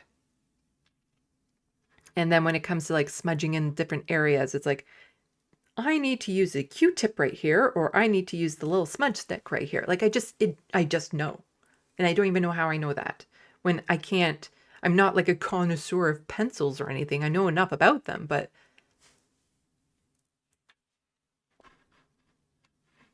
I just love this picture. It's my favorite so far. Ah, I got something in my eye. I hate when that happens. All the cat hair that's been flying around. I'm going to check the sandbox, and I'm like super hungry too. I didn't really eat before this, which isn't that uncommon, but I ate less than normal. Did I get super chat? From Zeke to Beast. Why, thank you so much for the kitty art and Canada news. Oh, thank you so much for the $10. I super appreciate that. Okay, I'm going to scroll up and check this sandbox. Oh, it looks like you sent that in a while ago too. Yeah, I super appreciate that. Let's see. Jet says 100% Sandy, tax the hell out of billionaires. Yes. We need to tax the hell out of billionaires. John Davis, help, the NDP is not fighting for us.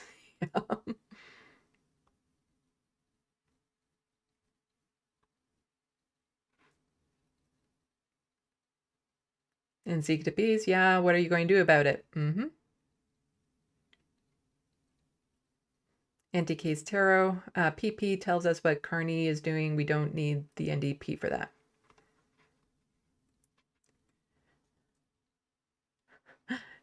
Jet still is blown away by how much Mark Carney looks like his grandpa, apparently.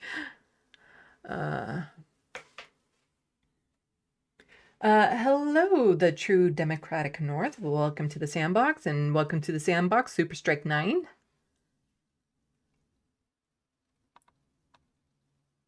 Let's see.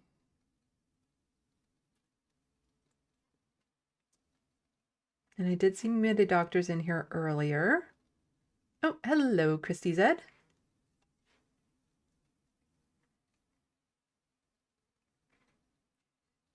John Davis, quit talking and do something, jug me. Yeah.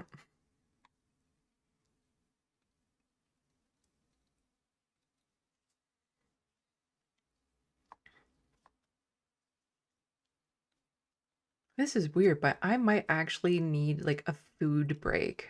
unless you're okay with like watching me eat something on camera, which I am weird about.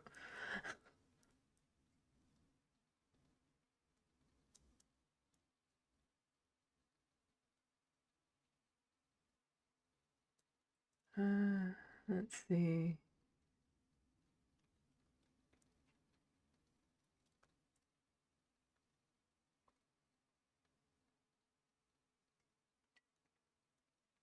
Anti-Case Tarot saying not true, or the North would have reasonable food prices as other Arctic nations. I'm not sure what that is in relation to specifically, but I do know about up north in the Arctic areas, especially in the winter, food prices skyrocket, like unbelievably so, because everything needs to be flown in. Like it is just absolutely, like it is mind-blowing how expensive food gets up north. And because when I was looking into it, like the disability rate, the only place where it seems high was actually like in the Northwest Territories, and it was at over $2,000. But it's like that's the equivalent to less than what I get here. Just given the cost of living up north is so much more horrendously expensive in every way. Like even just a can of pop can end up going for $15 at some point, depending on, you know, shipments and how long it's been and all that sort of stuff. And there needs to be a far, far better job of making sure that nutritious food is always being sent to all the communities. Like nutritious food should really be a right in this country. You know, it should be part of health care, having access to nutritious food that suits your dietary requirements. That really should be part of health care, because if you can't get proper nutrition, proper food and stuff like that, your health definitely suffers, your productivity suffers. And so there was a program about, you know, bringing healthy food up to the Arctic. I don't know if it's still around. It was a liberal program, so I'm assuming not. I don't have much faith in the liberals when it comes to that sort of thing. And people say I'm right about something. Just everything.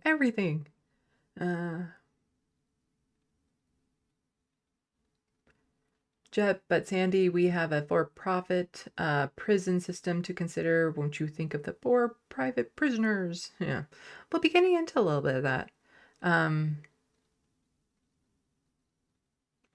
You know,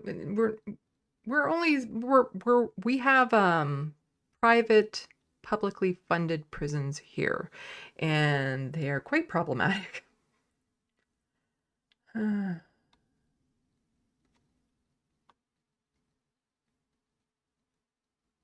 Hello, Wanda M. When do Canadians start voting? Is there early voting in Canada? There is early voting in Canada, and I would imagine it'd be quite soon, because snap election, it happens earlier. My guess is even now, if there's an electoral office open in your area, you could go vote there now. I will most likely vote early just so I get it out of the way, like I did during the provincial election. But they do try to make voting here fairly accessible. Like there have been times when they've reeled it back from like university campuses and things of that sort.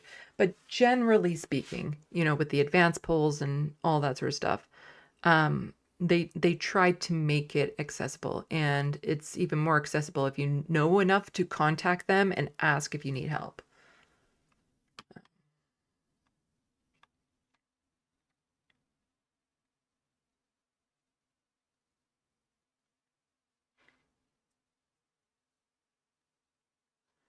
Okay, people talking about really horrible things in prisons and stuff. So I'm so sorry to hear about that, Anti-Case Tarot.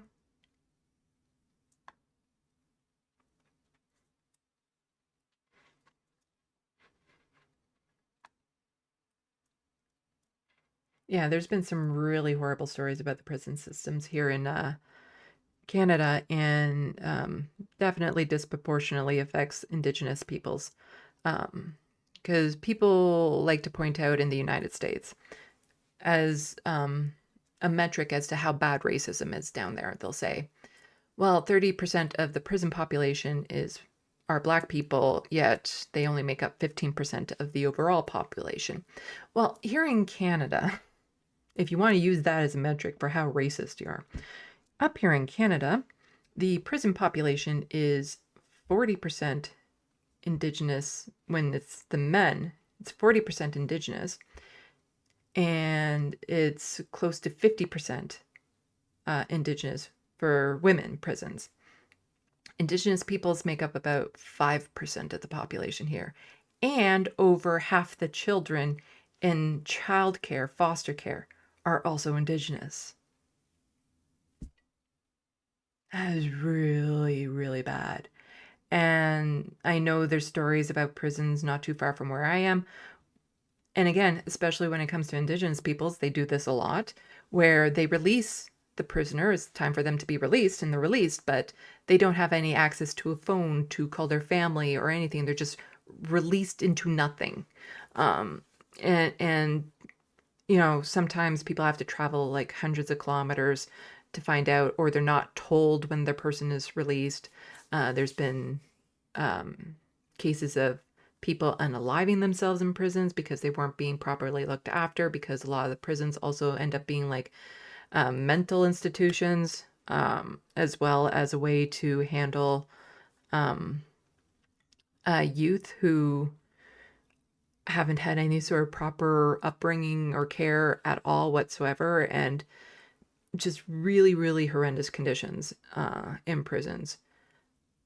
From what I know, probably not as bad as the States, but you know, that's a low bar. You know, when you put the bar in hell, being above that bar doesn't make it good.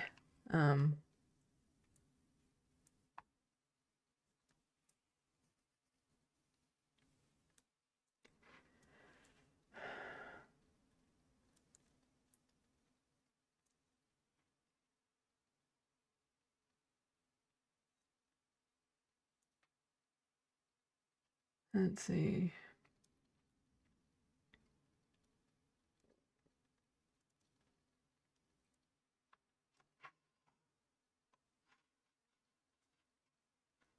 Oh, hello, Soul Life. Hello, Sammy.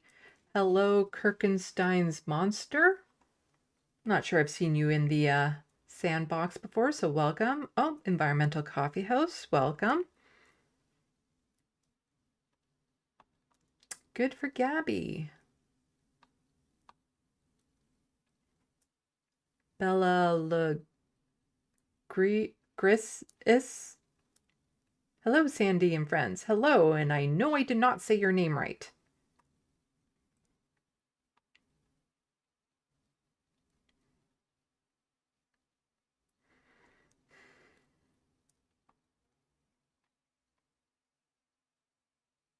Environmental Coffee House. Is Green Party left, or are they left and conservative? I get confused. It depends on which Green member you're asking about. They're a little bit more flexible on party lines. So a lot of the people will usually describe them as conservatives who care about the environment. But then you can have a Green member like Mike Morris, whom I really hope keeps his seat in this federal election. And he's very, very progressive on lots and lots of issues. So it's that one, it's really member dependent.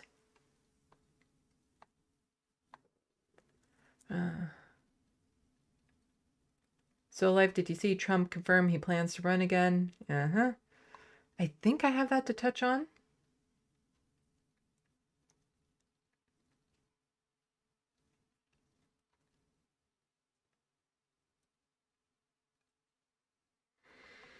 Let's see.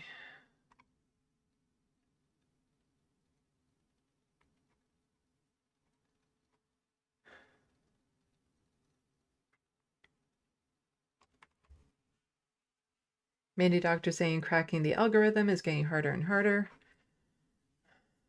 Yeah.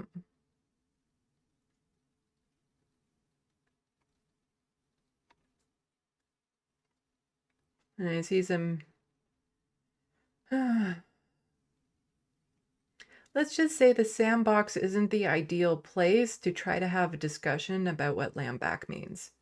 And I don't mean that discussion shouldn't be happening. I just mean the Sandbox isn't the ideal place for it, because nuance matters, inflections matter. People read a lot into statements. People project a lot of their own internalized feelings into statements that maybe weren't intended if you were to hear them from the person. And it's something that needs to be discussed, not basically tweeted, which is basically what the Sandbox is, or little tweets. But it is like a very worthy conversation to have, even on this channel. And I'm open to having that conversation at some point. But just try to be kind and keep in mind that, you know, the way you write something in the Sandbox might not be the way others interpret it. And it can be problematic if you're trying to have... It's hard to tell when people are being sincere. And it's hard to tell if there's any other motivations behind what they're saying in the Sandbox. So just, I would suggest that people just try to be kind and try to remember that, you know, everyone, we just... Sandbox isn't the place for that type of thing. That type of conversation should happen. Sandbox isn't necessarily a good platform for that. And just be kind and remember that, you know, sometimes people mess up in what they're saying. And sometimes they're being very direct in what they're saying and not messing up at all. And it's hard to tell.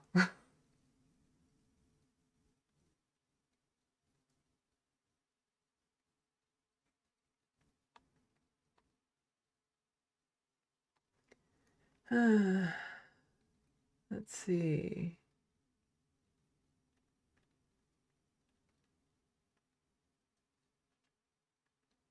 Well, Looney Tunes is saying that I should take Sandy up on an offer, but I don't know what that offer is. Because unless you highlight my name, I tend to skip past it. Because there's a lot to go over in the Sandbox, and then it jumps like it just did. Ah, there we go. Oh, and there I get to the super chat. Hello, Angela W. There's so many people in the Sandbox right now. Just remember, if you need a break from all the politics, you can read this, and it is actually very much loaded with my politics. It's loaded with my political and social commentary, but it's a good read. Read my book. It's available in paperback now on Amazon. Yay! I've sold, I think, 4 copies of the paperback. So I still have a ways to go before I even make back the money that I spent on the cover and the proof copies that I got for myself. I'm working on it. I'm working on it. So if you have the ability and you want to support my content, instead of a super chat, just buy the book. If you have the ability, and can handle doing that on Amazon.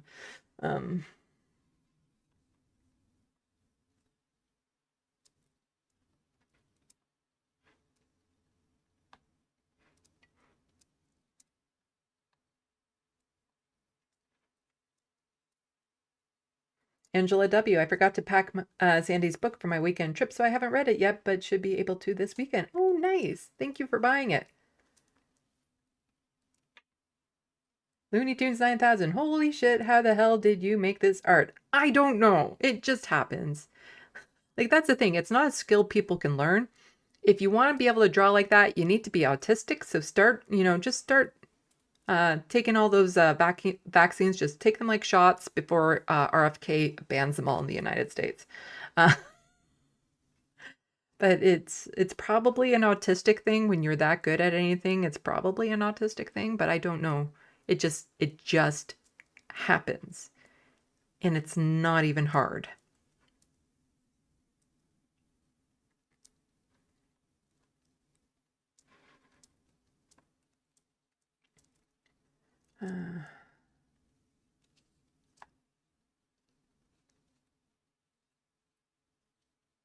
Jet, the details beyond 99% of the drawings out there. Yeah. It's, yeah, that's the thing. The word for when the meritocracy isn't a thing. Because I know my art is exceptionally good. I'm still not getting paid for it. It doesn't matter. Like, it matters to me that I can do it and stuff. But when it comes to this capitalist world, unless a corporation can make money from it, it doesn't matter to them. Let's see. Looney Tunes says food breaks equal loss of viewers. And some people just saying that I should eat on camera.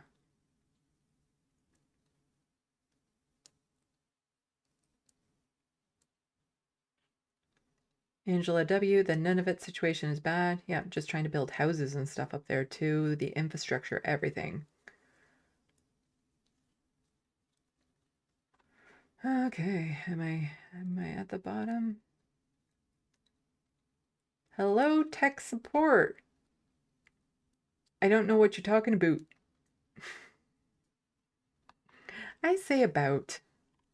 Most Canadians I know say about.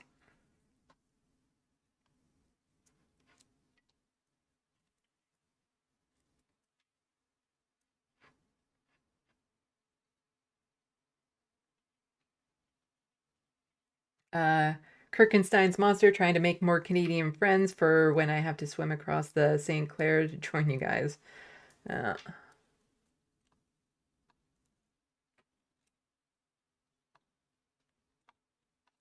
Okay. Should probably get back to my job. So I just did that one. Was this the one that I wanted to do next, or was it? I think that one was going to be last. And then this one. Okay, I think I wanted this one to be next. I try to follow like a similar structure in all my live streams where it's like federal, provincial, and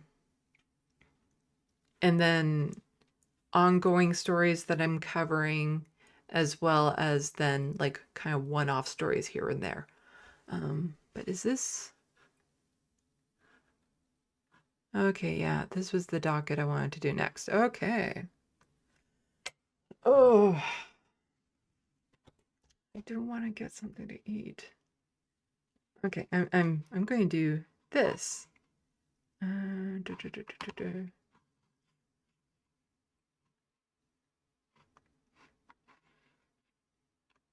Everyone stare at the beautiful picture. I will just be like a minute.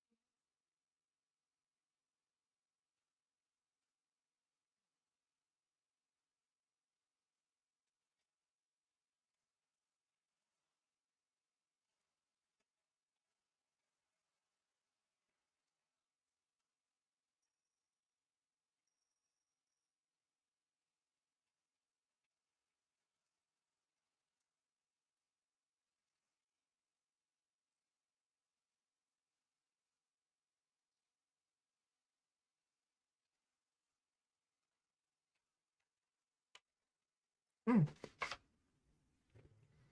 Mm. I had one of those Nature Valley crunchy bars, so I couldn't eat that on the camera because that would be way too annoying.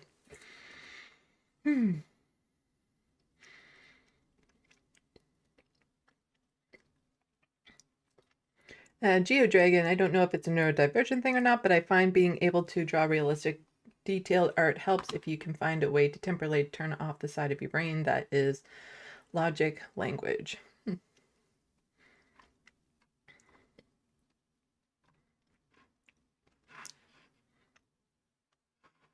To the main shot. I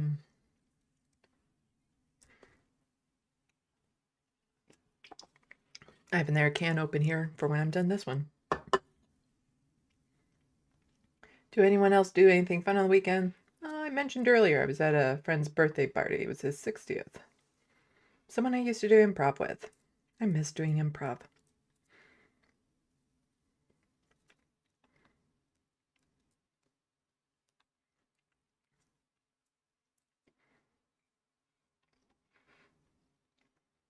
Oh, hello, Bad Lefty.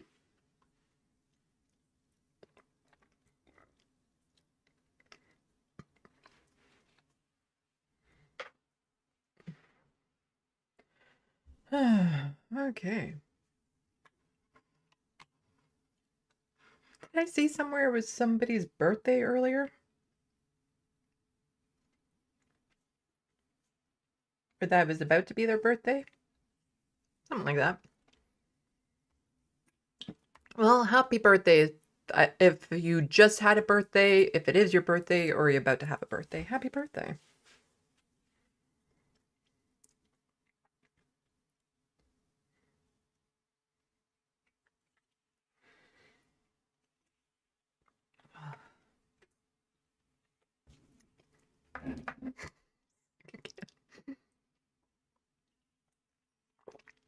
I take in a lot of caffeine during the day. I don't know which side of the brain is tied more towards like art and the other is like to math or something like that, but I'm slightly ambidextrous, so does that matter?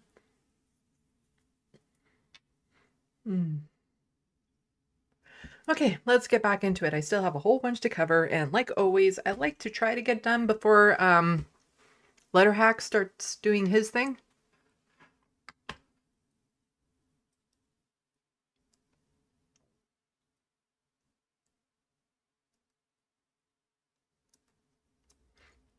Okay. So, Alberta Premier Danielle Smith has a really toxic parasocial relationship with the USA. Oh, so recently she went down to have a tete-a-tete with Ben Shapiro. So, like when Tucker Carlson comes up here, she wants to talk to him. She's been down to Mar-a-Lago recently, well, back when the tariff thing was first starting up, and she was so disappointed she ended up not going to Trump's inauguration because they decided to have it indoors, and she wasn't that close with him, I suppose. So she's very much in the bag for the USA and very much supportive of them. Has tried to say like we should just listen to Trump, like just such a sycophant through and through, like just the most toxic parasocial relationship a premier has ever had with the United States. And so here we have from Thomas saying, tomorrow at Alberta's taxpayers' expense, Danielle is flying to Florida with staff and security to take part in this far-right fundraiser for a group that openly promotes annexing Canada to the USA. Whose side is Danielle on? Yes, this was a fundraiser that she did, and we'll be getting a little bit into that. So this was just this past Thursday that she did that. Yeah. But yeah, flying all the way to Florida to go speak to that douche canoe. She probably didn't have any problems going over the border. I'm pretty sure. You know, they didn't want to check her passport or her social media history for reasons. And just a reminder of like who Ben Shapiro is and what he thinks of Canada. So when Justin Trudeau was still Prime Minister, he had tweeted out, "There isn't a snowball's chance in hell Canada would become part of the United States.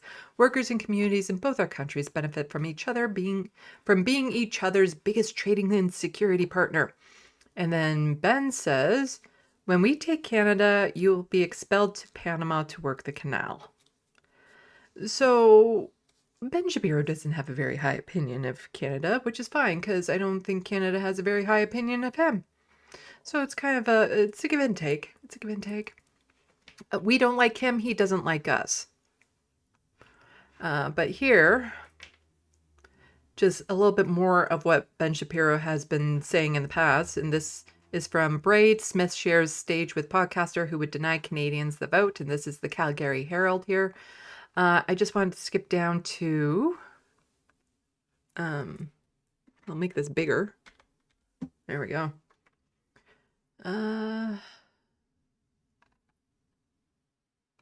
More things that Ben Shapiro has said.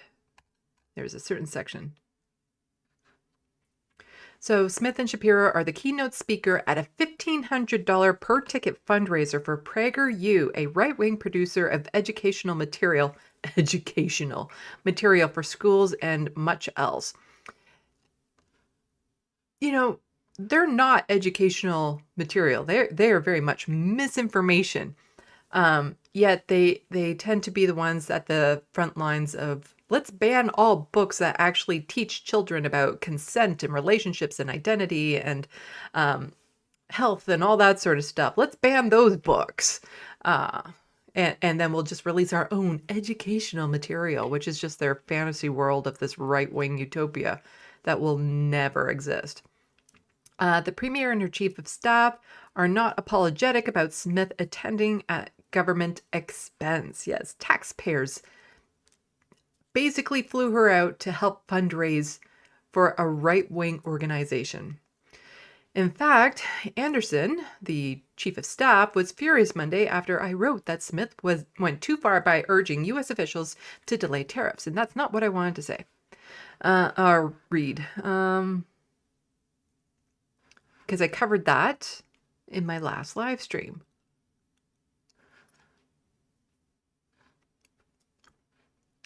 Anderson says it's noble work. So the Chief of Staff for Danielle Smith says that what they're doing is noble. The Premier of Alberta going into the lion's den. I've heard that recently from someone.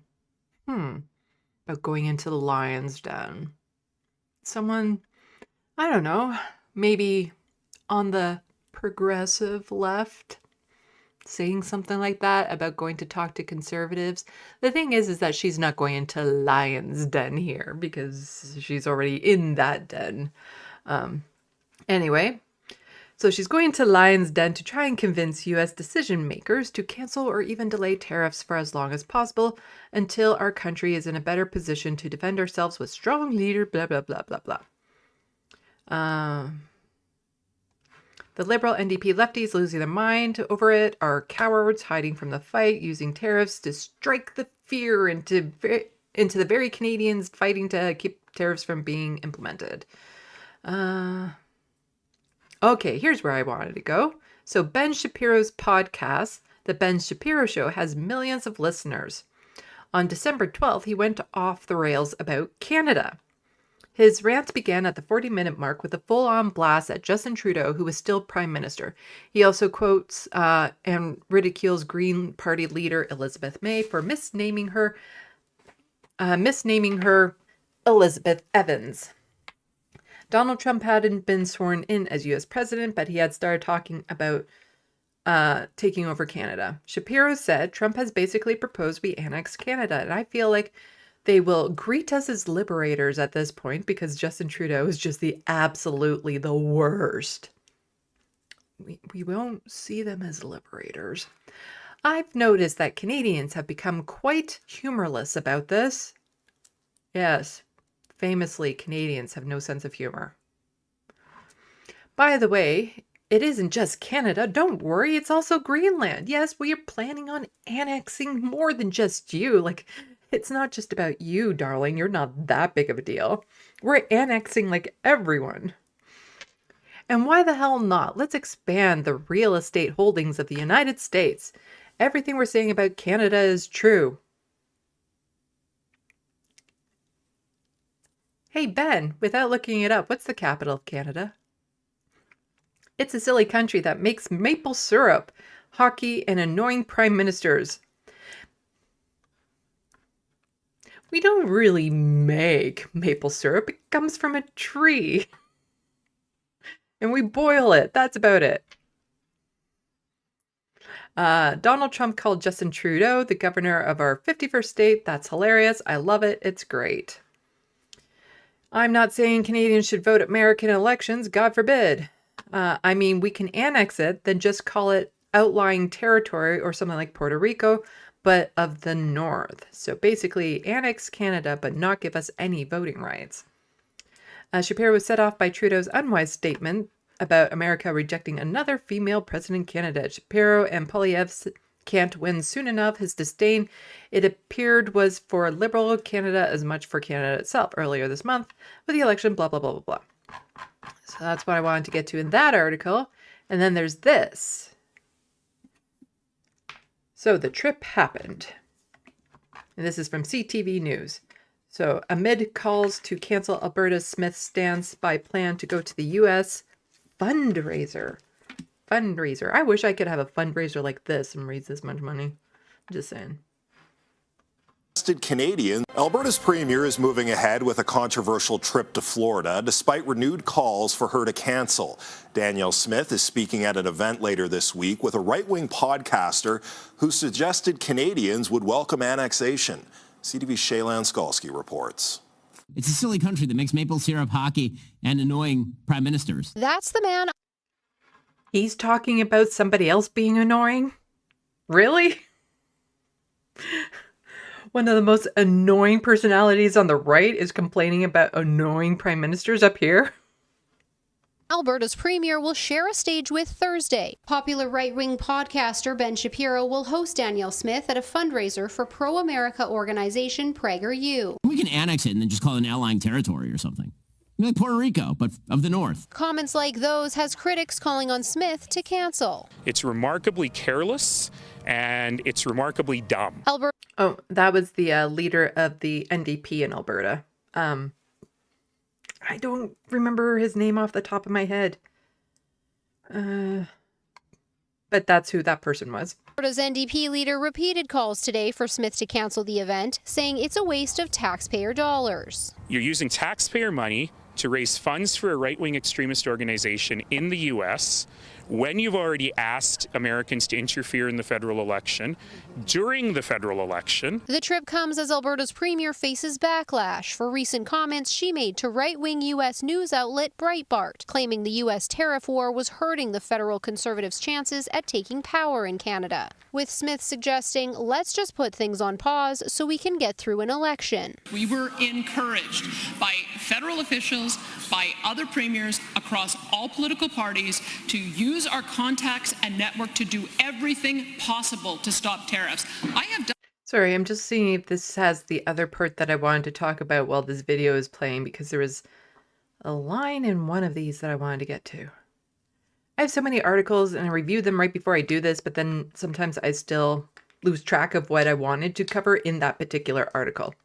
Smith is defending her upcoming trip as necessary to advocate to U.S. influencers against the tariffs, an approach she insists is working. Are they for real? Do they really think that Justin Trudeau was the one out there advocating on behalf of the energy industry in the United States? A plan backed by her party. I expect the Premier, as an Albertan, to be everywhere at any time that she gets a chance to sell this province. That's an important message for Americans to hear about the impacts that potential tariffs would have. Some political pundits say backing out now would pose a greater risk. Would be seen again as sort of giving in to certain pressures, and I think that she has to be aware. Yeah, if you don't go spend taxpayer money to go down to speak for a fundraiser for a right-wing corporation down in the States, then that's because you're succumbing to the woke mob.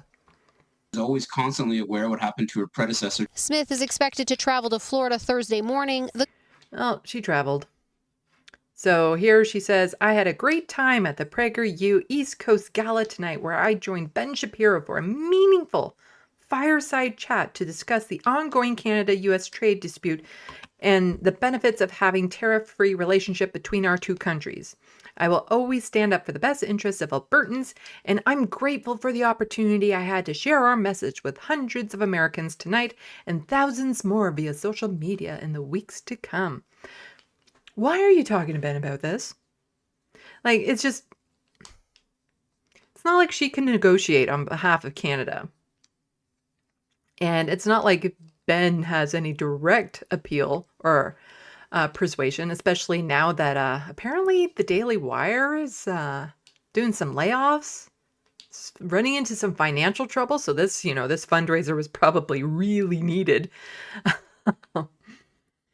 But, it's just this idea of like, oh, it's in my province's best interest for me to spend their money going down to Florida to talk to this right-winger at a fundraiser that doesn't benefit anyone in Alberta, to talk about things that neither of us can influence.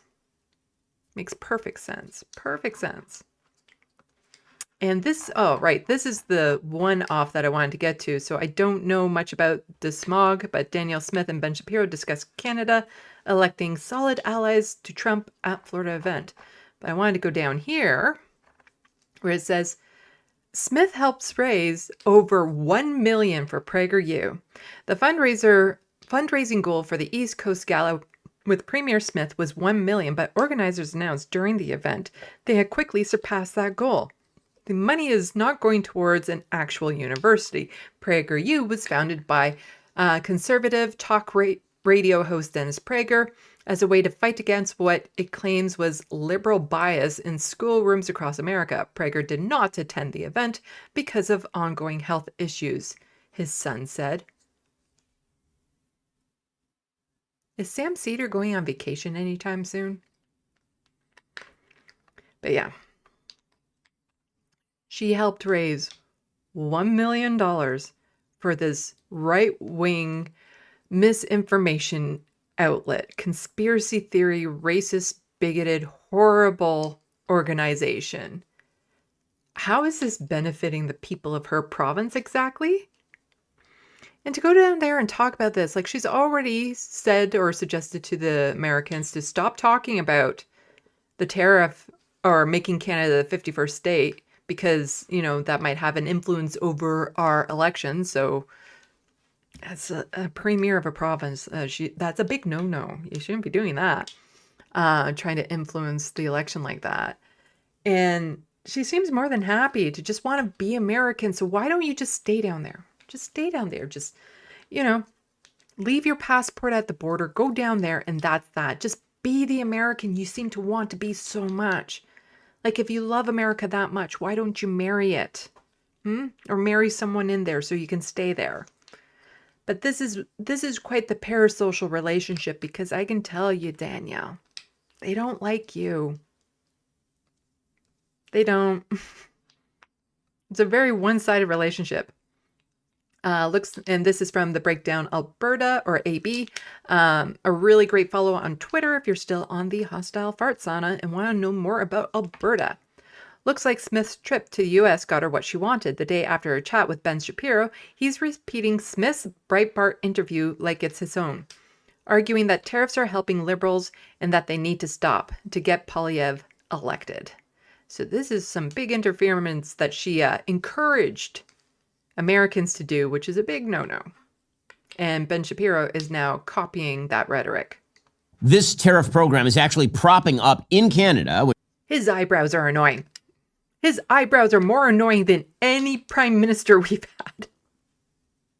Which is the country that we are largely targeting. The worst person in Canadian politics right now, who's the current Prime Minister, Mark Carney. So Justin Trudeau, handsome Bernie Sanders, he is gone. He was replaced by Mark Carney, who's a Green New Deal type, a net zero type, and the person who just got rid of the carbon tax. Person who's totally fine with reorienting trade away from the United States and toward China, which is the predictable result of tariff wars between the United States and Canada. Canada will start reorienting its economy toward China, which is precisely the opposite of the result, I think, that the Trump administration would like to see. Mark Carney is perfectly happy with all of this. See, I'm perfectly happy with no longer having close ties to the Americans when it comes to trade and stuff because of everything the Americans are doing. Like expanding out to China and Europe, I'm very much in favor for right now. here's the thing.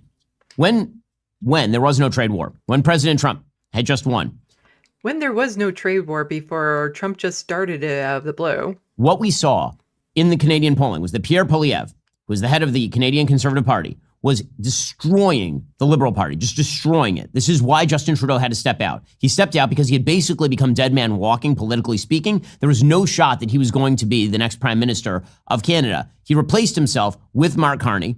The Liberal Party put Mark Carney in place. And simultaneously, the talks about the tariff war and the trade war broke out. And Pierre Poilievre started to slide. And the reason he started to slide is because oh no, there was a trade war and talks broke out. Okay.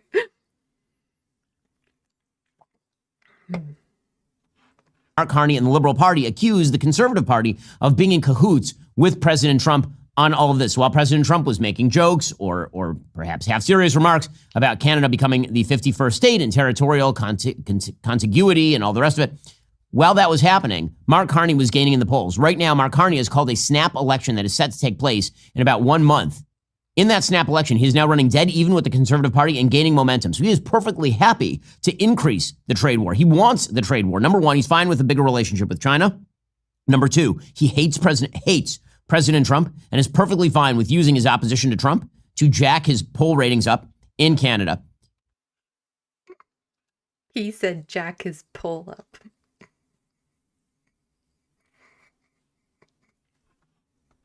None of this is salutary for the United States. We'd be much better off with Pierre Poilievre as the Prime Minister of Canada, a significantly friendlier government, a government that will be tougher on immigration, tougher on fentanyl, better on economics, better on social policy. Mark Carney is the happiest man in the world that this trade war is happening right now. It's definitely benefiting the Liberals. Let's just say, like, that's the thing. When Danielle suggested that they stop talking about the tariffs or to go back on that or, stop referring to Canada as the 51st state because it's helping the Liberals.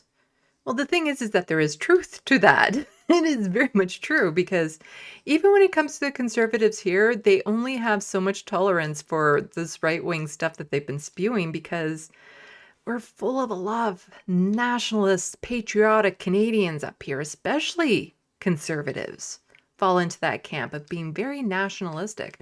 So when you start insulting that, when you start threatening that, then even the Conservatives will be like, you know what, we'll just vote for the conservative liberal guy instead. Let's see.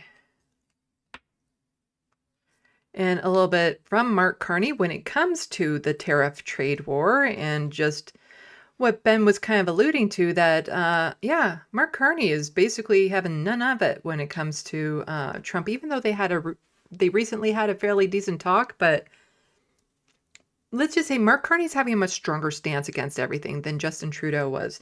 Like, I kind of wish this was the stance right out the gate.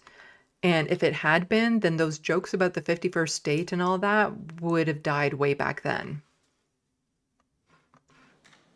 The old relationship we had with the United States, based on deepening integration of our economies and tight security and military cooperation, is over. What exactly the United States does next is unclear. But what is clear is that we, as Canadians, have agency. We have power. We are masters in our own home. Nous sommes maîtres chez nous. We can control our destiny. We can give. Right, but he is so boring. Like, at least Justin Trudeau, you know it was fake, but he had some flair. He could at least engage the audience. Mark Carney is so boring to listen to. Ourselves much more than any foreign government, including the United States, can ever take away. We can deal with this crisis best by building our strength right here at home. It will take hard work. It will take steady and focused determination from governments, from businesses, from labor, from Canadians. We will need to dramatically reduce our reliance on the United States. I'm totally fine with that. I think there should be more industry here in this country and that we should diversify our trade relationships. Like to be so tied to another nation, it's just, you know, the whole eggs in one basket thing. In this case, you know, it's all the eggs getting really expensive in that basket. I'm much more for an interconnected global economy where people have to rely on each other for trade and things of that sort, because, you know, it actually can keep countries from going to war with each other if they already have these economic ties that would disrupt the capitalism that they worship more than anything else on this planet. We will need to pivot our trade relationships elsewhere. And we will need to do things previously thought impossible at speeds we haven't seen in generations.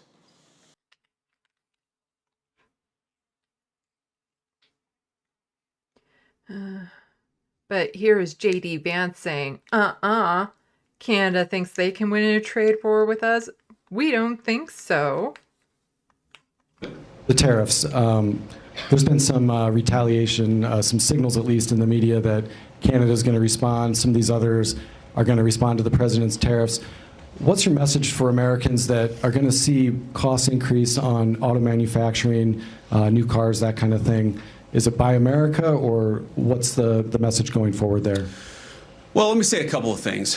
First of all, for the Canadians, and we have many dear friends in Canada, and of course we love the Canadian people, but the Canadian leadership threatening retaliatory tariffs against the United States, as President Trump often...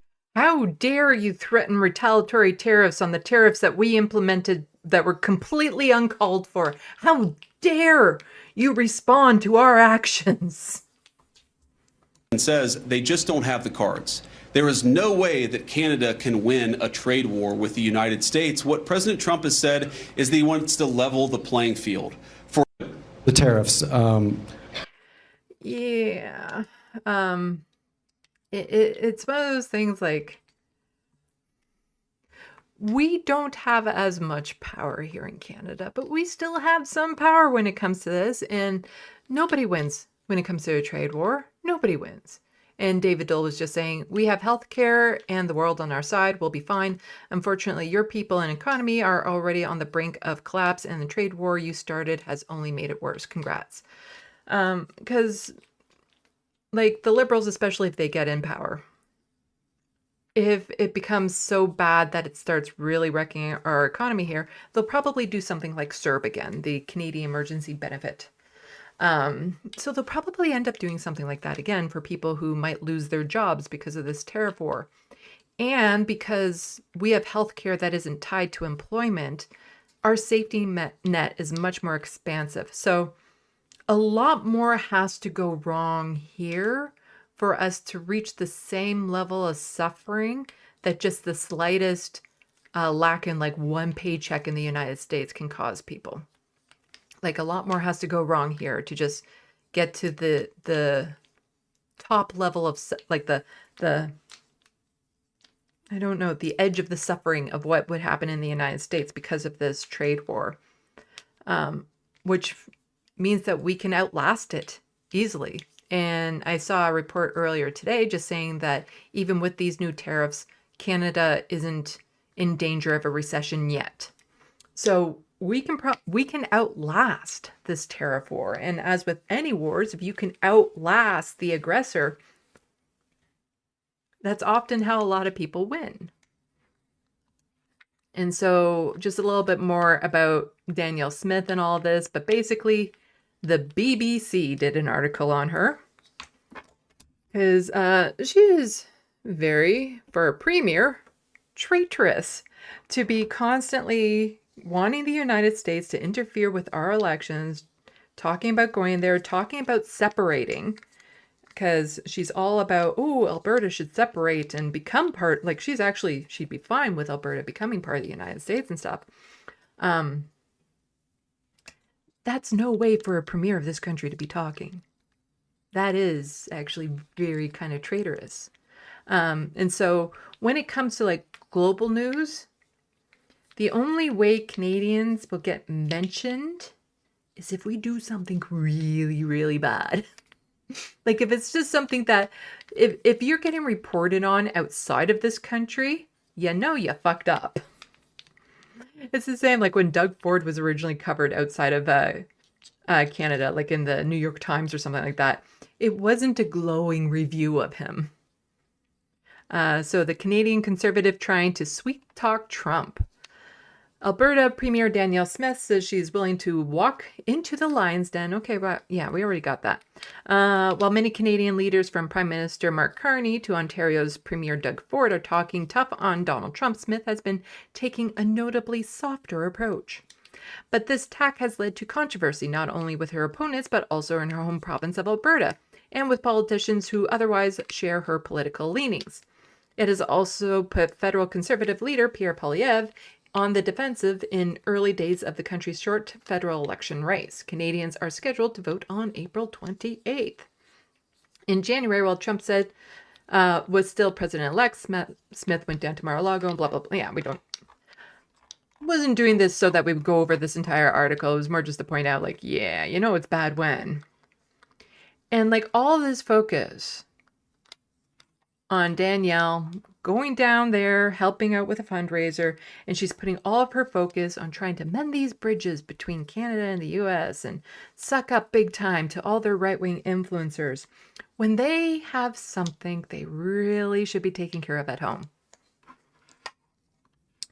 And that is using absolutely horrendous AI images when talking about anything serious.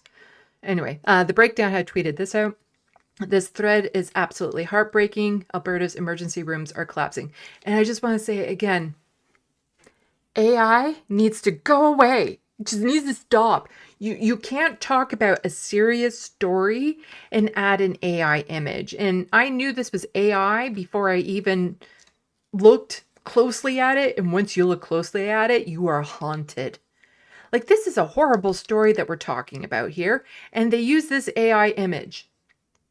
And I'm going to do something so that, let me just do this, because it doesn't get much bigger on there. But if I do this, and go back over here,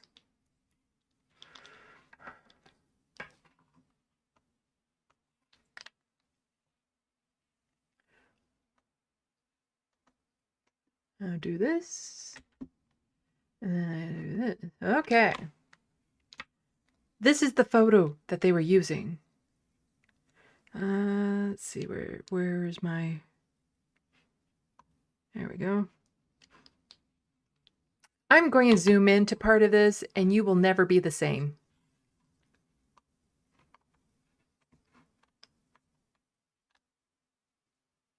What the hell is that? Is this an Eamon Hawke video? Oh my god! What is that sausage finger right there? Don't use AI, especially for stories that are supposed to be serious and we're supposed to care about. This is disturbing. Like, just when I saw this part of it, I knew it was AI. But then when you start looking even closer at it, it's like, oh my god. And who picks this photo? Like, who looks at this photo and not decide, like, maybe I should take a closer look as into what is happening here before we add it to this very, very serious story. Oh my god. Like, does AI take its inspiration from Eamon Hawke? And I'm saying that again because he released a video earlier today and I saw it and it's still haunting me. I love his videos. I love them so much. But that is like, wow, that is so wrong. That is just, ew. It's just something really, really creepy about, you know, the double fingernail and everything. Oh, ugh. Well, let's get back to the actual tweet thread that, you know, the important news story here. Oh, just don't use AI. Oh my gosh, I hate AI so much. As an artist, I despise it, which is why for my other book that I can't tell you guys about, that I keep on talking about, I'm paying for the cover and it's not going to be cheap, but pay artists their worth. My God, people. Like, just stop with the AI slop. Anyway, so this person here, who is emergency physician, a public health advocate, and you have to kick high in the darkness, blah, blah, blah, blah. But he had tweeted out this thread, real human EDOC cases in Alberta continued. So case 3, patient in their 90s with a fall found to have devastating brain bleed from their fall, mandatory offload to a hallway stretcher by the minor treatment area for 8 hours before initial care. There was no quiet acute care space to place the patient after they got their CT and diagnosis. The best temporary measure was a stretcher in the hallway next to the minor area, a loud, chaotic, busy hallway that EMS uses to get the critical care areas in the ED.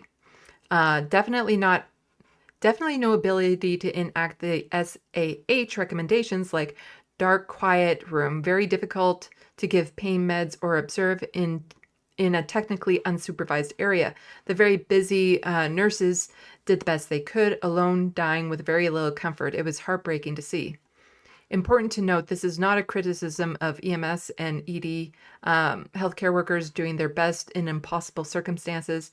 There would have been over 50 very sick patients in the WR, and many EMS offload patients in EMS hold in hallway areas. And then the ED would be overflowing full. Every day, our major EDs are operating, emergency departments are operating at 150% capacity, often understaffing and overflowing with stranded, sick hospital patients that cannot be admitted to overflowing hospital wards. Our emergency departments have never been this challenged, and yet we are met with silence from the government as they continue to refocus by going to fundraisers that are $1,500 a plate to support an American right-wing institution. The healthcare workers in our hospitals are pleading with the government for some help. No more refocusing. Let's try a little focusing on real solutions. Real Alberta are suffering due to severe overcrowding. That's what Danielle Smith should be doing. Instead, all she's doing is focusing on the stupid trade war by saying that Canada should just capitulate and do whatever the Americans want. And, she's one of those people that is like licking Donald Trump's boot. She's one of the ones that knows like how many licks till the sole of the foot. Danielle Smith knows. Like, it's just absolutely horrid that that trip of hers is getting far more attention than what's happening in the hospitals in Alberta. Okay, let's quickly check the Sandbox and we'll get more into the second part of this docket. I'm talking about a little bit more American stuff. Let's see.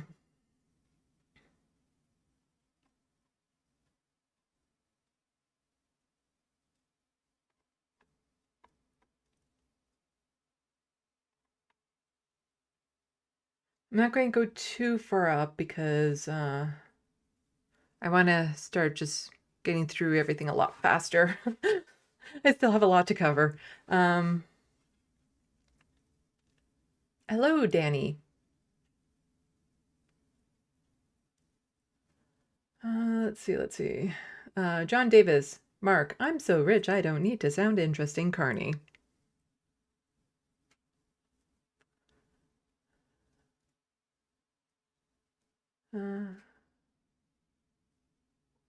Sammy, healthcare is not an easy or fast social acquisition to just lose.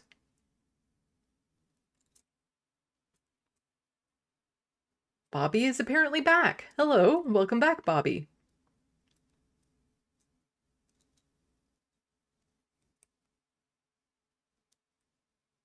Danny, sorry, Sandy, your coverage is good and I'm enjoying it. We're just enjoying some nostalgia, also creepy fingers.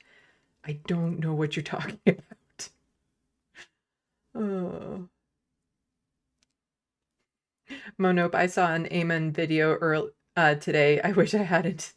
I love his videos. They are haunting, but I like the horror genre, so It was, it was so creepy. His videos are amazing, and they're not AI. But yeah, people saw that finger on there and it's like, what the hell is going on with that? Bad Lefty. Wait, hold on, Sandy. He was in a hospital for dislocated fingers? That's a little bit more than a dislocated finger. And yes, you could go to the hospital for that here in Canada.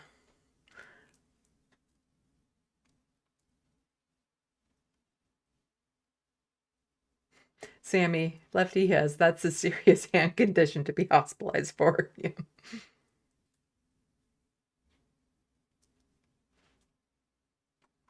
Ah. Don't jump, don't jump.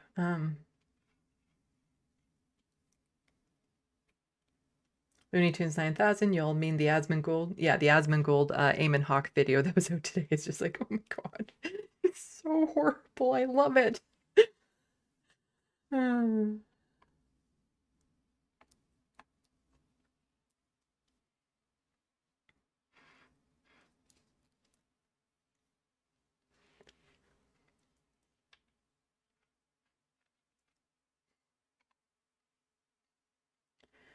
Hello, Natalie Marie. Happy Trans Day of Awareness. It's a V there, though, everyone. I do have something I'm going to be talking about that in just a little bit.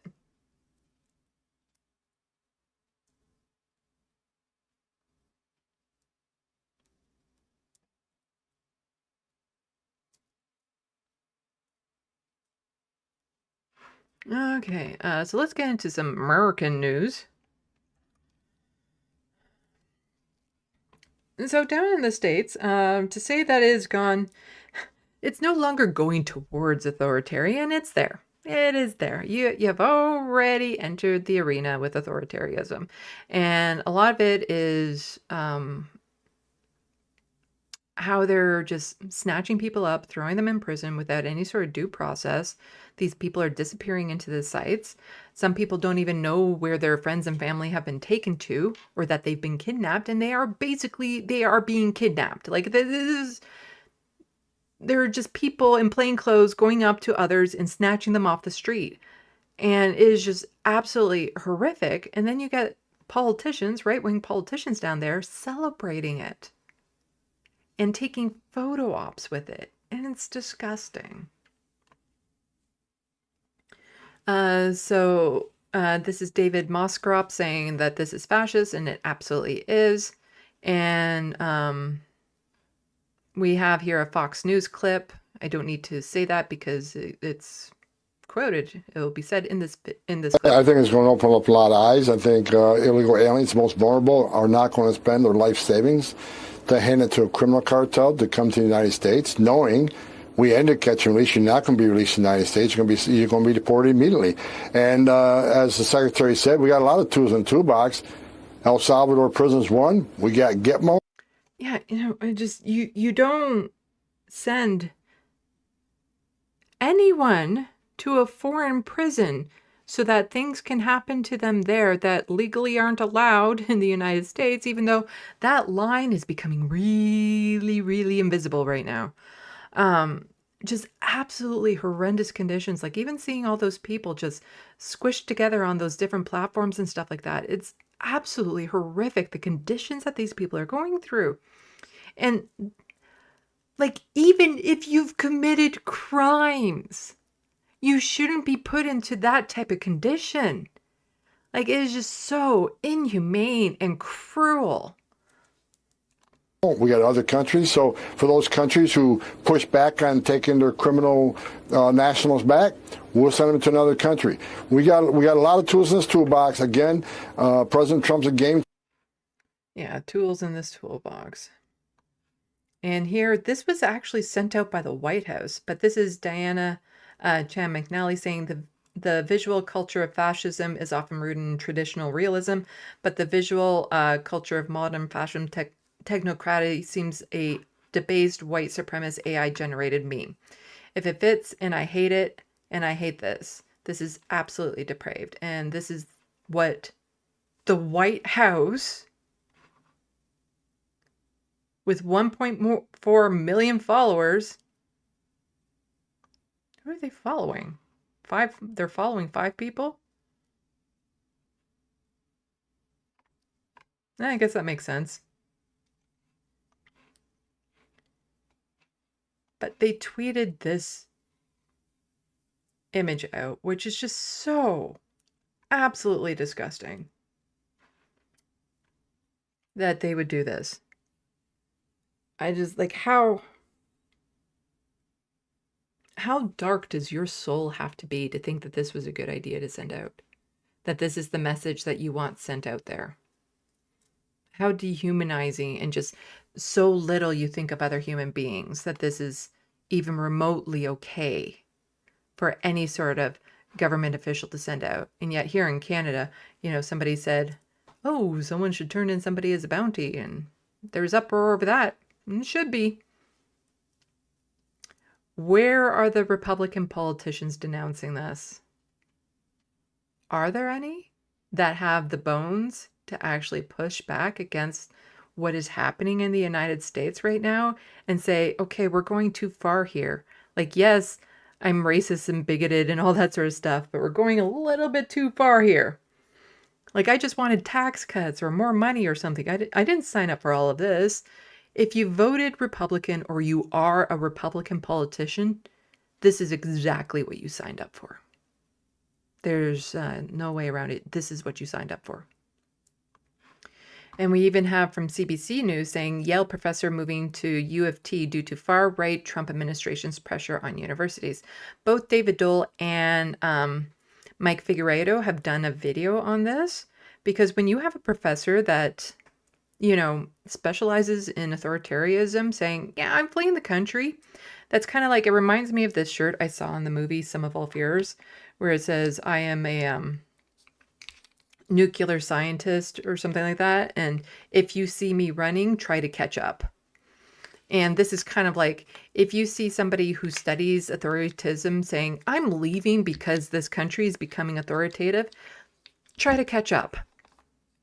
A Yale University professor is leaving the United States and taking position in the University of Toronto due to what he is saying is far-right regime under President Donald Trump. The United States is in the process of autocratic takeover and is directed by a regime that I don't think will want to leave power, says Jason Stanley, a professor of philosophy. It's not just Donald Trump, it's the machine behind Donald. And that is true. If Donald Trump were to step down right now, okay, he will never step down. If natural causes were to succumb him right now, what is happening there? The kidnappings, the fascism, the sending people into black sites, the racism, the trade war, all of that wouldn't stop. That's already in motion. That's already there. That's ingrained in the Republican Party now. So it's no longer, he's just the figurehead at this point. And he has a lot of sway into which direction it goes. But all the people below him that are propping him up, they want this. They want what Donald Trump is doing. And they'll work to sustain it, maintain it, and make it worse. And it's just absolutely horrific. What's happening down there. Like, it's so... To see this type of collapse of a world power in real time, it's like, this is something that you read about in the history books, like the fall of Rome and stuff of that sort. But to see it happening, like this type of history that we're in the middle of right now, that we're a part of, like, history books in the future will, if they're allowed to have history books in the future, this is going to be significant. So back to Stanley's, who books includes How Fascism Works, The Politics of the Us and Them, said he was considering joining U of T's Munk School of Global Affairs and Public Policy for over a year, but he decided to move after Columbia University made sweeping changes to its policies last week under pressure from the U.S. government. Earlier this month, the Trump administration canceled $400 million U.S. in research grants and other funding to Columbia over the university's handling of protests against Israeli military campaign in Gaza. As a precondition to restoring those funds, along with billions more in future grants, federal officials demand the university immediately enact 9 separate reforms to its academic security policies, and so on and so forth. reverse brain damage is possible, education expert. Okay. Let's see what this is. The Trump administration's attack on Columbia University is unprecedented in part because it is so ambiguous, says Jonathan Zimmerman, a professor of the history of education at the University of Pennsylvania. The public doesn't know any of the details behind the government's claim that Columbia is tolerating anti-Semitism on campus, said Zimmerman. I want to see. Okay, the idea that the federal government is reaching its hand down and using enormous fiscal leverage to actually alter our academic practice, that is without precedent, and that is deeply distressing, Zimmerman said. That's what people call the brain drain, and historically it's benefiting the U.S., he said. I don't think there's a real danger at this moment that the drain is going to start going the opposite direction. Some Canadian universities have been hearing from interested academics based in America, and Gabriel Miller, president of Universities Canada, okay, blah, blah, blah. So, yeah, just absolutely horrible, horrible what is happening down there. And I have some more footage to go over of just horrible, horrible conditions in the prisons that we're seeing these days. There's no volume to this one, so I'll just, let me get that back down there. Okay, so I'll just read what is being said in these little things at the bottom. Over 2 days, guards at what? You see that image? You hear about what we were just saying about Americans? Over 2 days, guards at an Ontario jail subjected nearly 200 inmates to a violent mass strip search.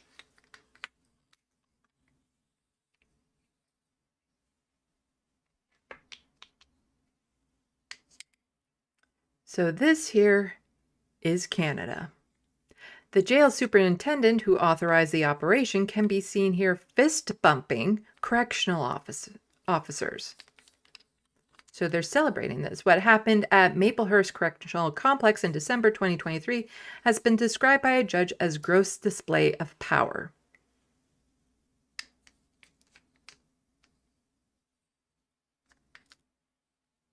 The crackdown was in response to an inmate sucker punching a guard earlier in the week.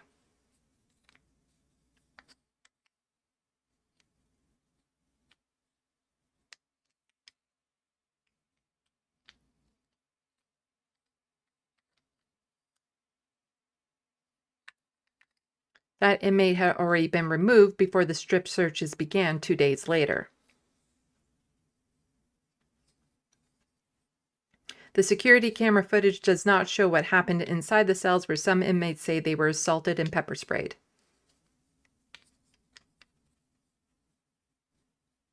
Government lawyer tried to prevent these videos from being released to the public. And this is the, it's not lined up properly on my screen, but this is from the Toronto Star. The Star won access to them in court. In releasing the videos, the judge ordered the inmates' identities be obscured. Guards roughly bent inmates' arms and hands as they led them out of their cells. The judge described it as using the thumbs as joysticks.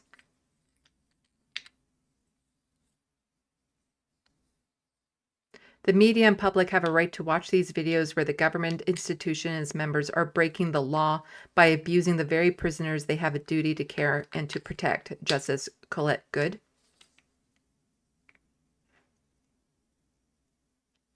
The incident has affected criminal cases across Ontario.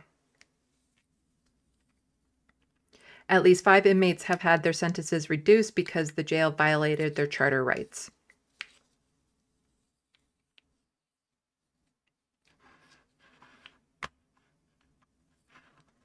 And got a little bit more, a CBC news article about this. And this was back from last year. So shocking strip search by Ontario jail guards in riot gear lands offender lenient sentence. So an Ontario man with a lengthy criminal record who pleaded guilty to harassment and firearm charges in case of intimate partner violence has been handed a lenient sentence a year after he was caught up in a shocking and aggressive strip search by jail guards in riot gear. Brian Adams, 40, walked free late Friday afternoon after a hearing at a Milton, Ontario court, where Crown prosecutors revealed an internal investigation found the search at a nearby Maplehurst Correctional Complex was both unnecessary and disproportionate. Superior Court Justice Clayton Colin called the Maplehurst incident, which began on December 22nd, 2023, involving specially trained officers known as Institutional Crisis Intervention Team, a rather shocking situation. Is it shocking? Like, this is like so not shocking to me that this would happen. Because when you have people that are in an authority position that are supposed to be protected, but whenever you give people that much power and it is unchecked, and you see this with cops all the time too, the things that they do that if a civilian were to do would be very much illegal. Like the assaults they commit on people, the robberies they commit on people, all this stuff, they're just given a blank slate to be horrible individuals. And so if they're in a prison and one of them gets sucker punched and they want to take it out on everyone because their masculinity somehow got wounded in that, you could be damn straight sure that they're going to do that. Because that's how our institutions are designed. They're not designed for restorative justice. They're just designed to be punitive, to hurt people, to just punish for the sake of punishing. Do you think any of those people were better off after leaving that prison, that they were better members of society, that they're able to contribute more? Instead, you have somebody who, from the sounds of it, I don't know, but domestic abuser, like intimate partner violence, gets let out early. And then what about his victim? You know, is that victim protected? Because from the sounds of it, he didn't exactly get treatment while he was in prison. Instead, he got mistreated. Do you think that's going to make him a better person in the end? But this happens all the time in prisons. It's just this one happened to be caught on footage.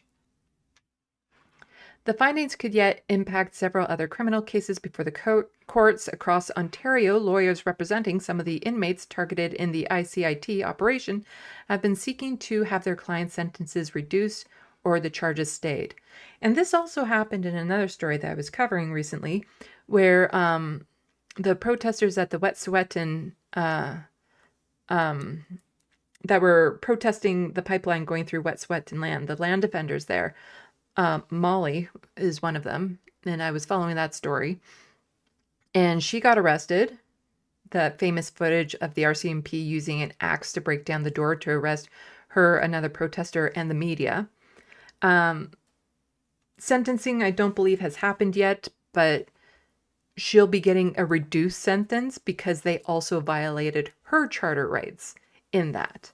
And so the consequence for violating charter rights is to let people have more lenient sentences. But like in this case, like in Molly's case, she should have never been charged in the first place. But in this case, is that person going to be a better member of society at the end of this? Or any of those people? Crown prosecutor Ryan Morrow says Adams was left in his boxer shorts for 19 hours after the ICIT activation. The Crown recommended Adams be sentenced to time served after acknowledging jail staff has breached his charter rights to be secure against unreasonable search and seizure. So they were in that position, in their boxers, handcuffed, like we saw in that video, for 19 hours. CBC News reported on other elements of the ICIT operation earlier this year. A judge previously said multiple inmates were herded with their hands zip-tied Adams' lawyer alleged cold air was pumped into the jail's common area. The incident was captured on internal security cameras, but the videos have not been shown in public. The Toronto Star, which first reported on the incident, cited other prisoners as saying they had been beaten and pepper sprayed. Morrow said an investigation by the Ministry of the Solicitor General Correctional Services Oversight and Investigation Branch found that Maplehurst's incident was contrary to policy. Oh, they didn't follow the rule book. The incident followed an alleged attack on a correctional officer by an inmate 2 days prior. The Ontario Public Service Employees Union, which represents correctional workers at the jail, said in a statement in August that the assault on staff was unprovoked and severe.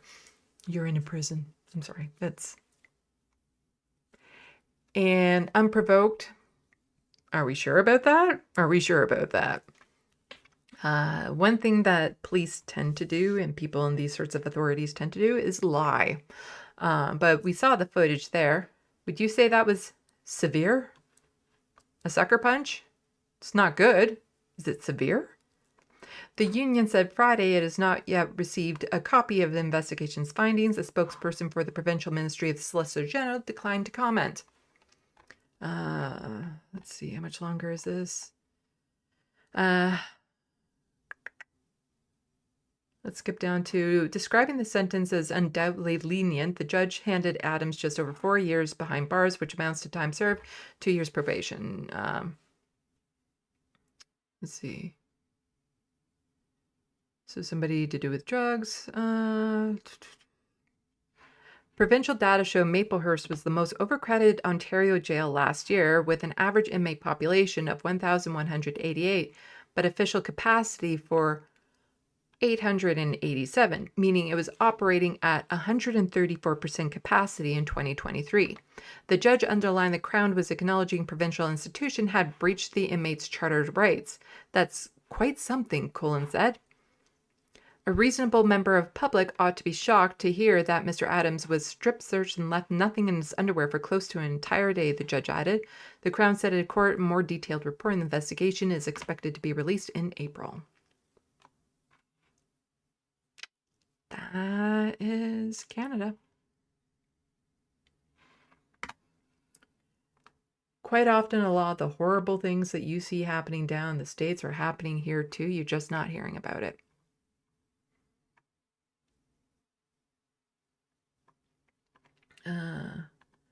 Okay, check the Sandbox. We've got 2 more dockets to get through, and I'm going to try to plow through them a little bit faster. Which one did I want to do next? Do I want to do that one?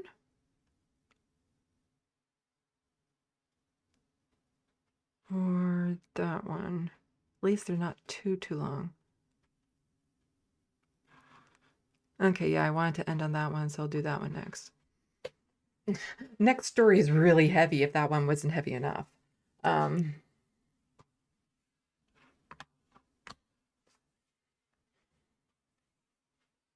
Let's see.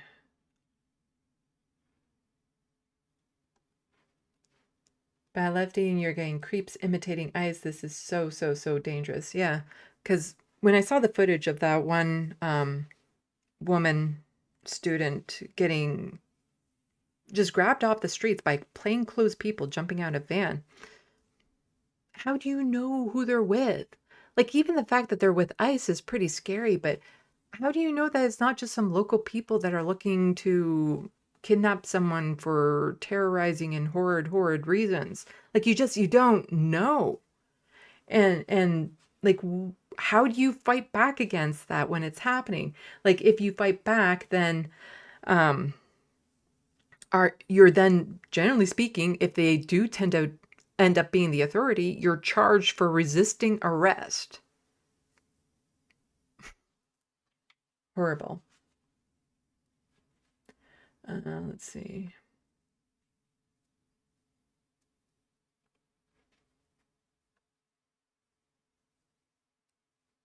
Sammy, in a normal world, these accounts would have been banned a long time ago.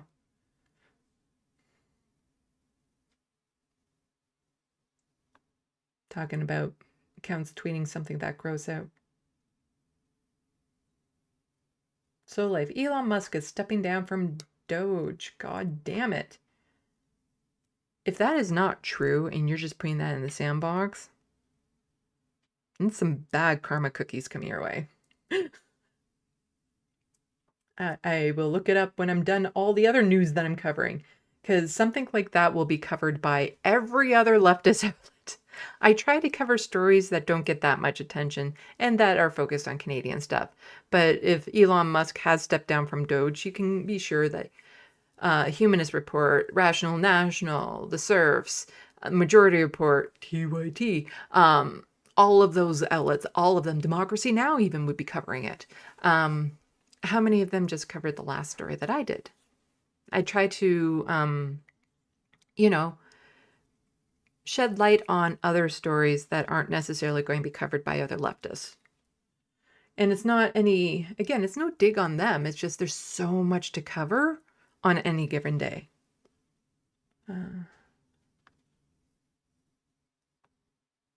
That's why we need more leftists covering all sorts of different stuff.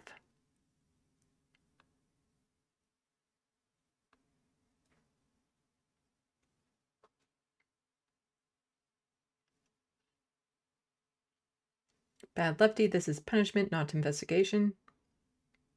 Bobby, I never thought I'd feel safer in Mexico.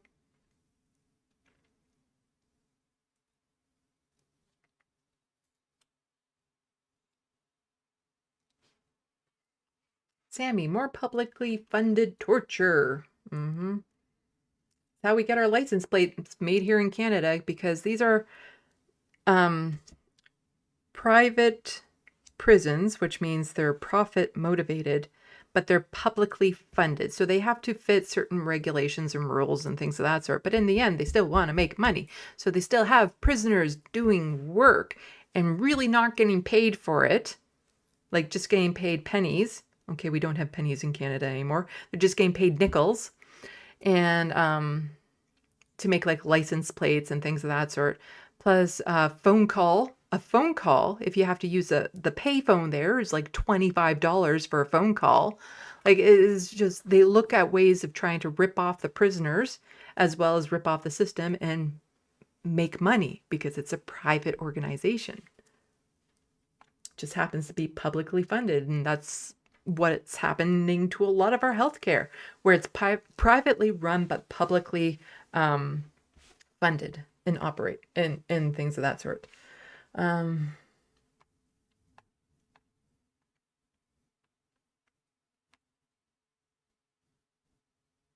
Sammy, what's not on camera is even worse than what we've seen. Absolutely. Mm-hmm.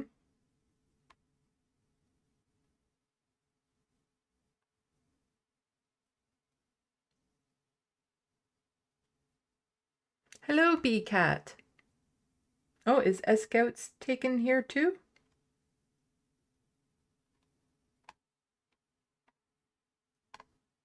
Well, nice to see all of you. Ah. It jumped. And I keep on forgetting I'm turned the wrong way, and it doesn't look like I'm looking at the sandbox, but I'm absolutely looking at the sandbox. Bad Lefty, that drawing of the cat is so gorgeous. No,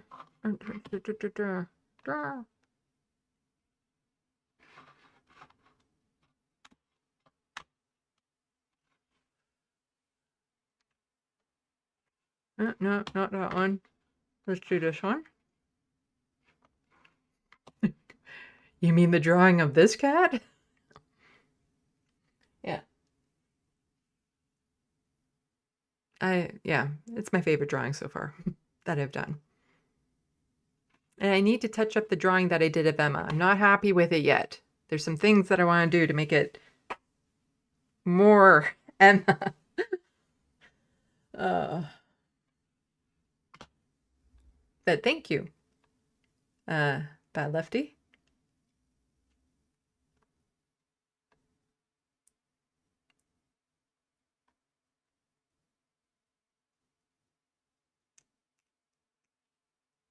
Sammy, I'm telling you, I've been threatened like that young men with fascist anger would impersonate state violence if they had the opportunity. Absolutely.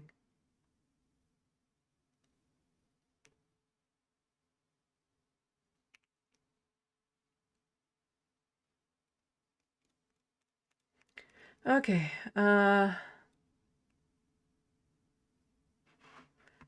So I'm going another story that I've been following for quite some time, years actually. Very, very difficult story about murdered and missing Indigenous women and girls, and more updates to this very, very heartbreaking, tragic story. So just putting that warning out there before we get there. That this is a heavy story. It's a heavy story.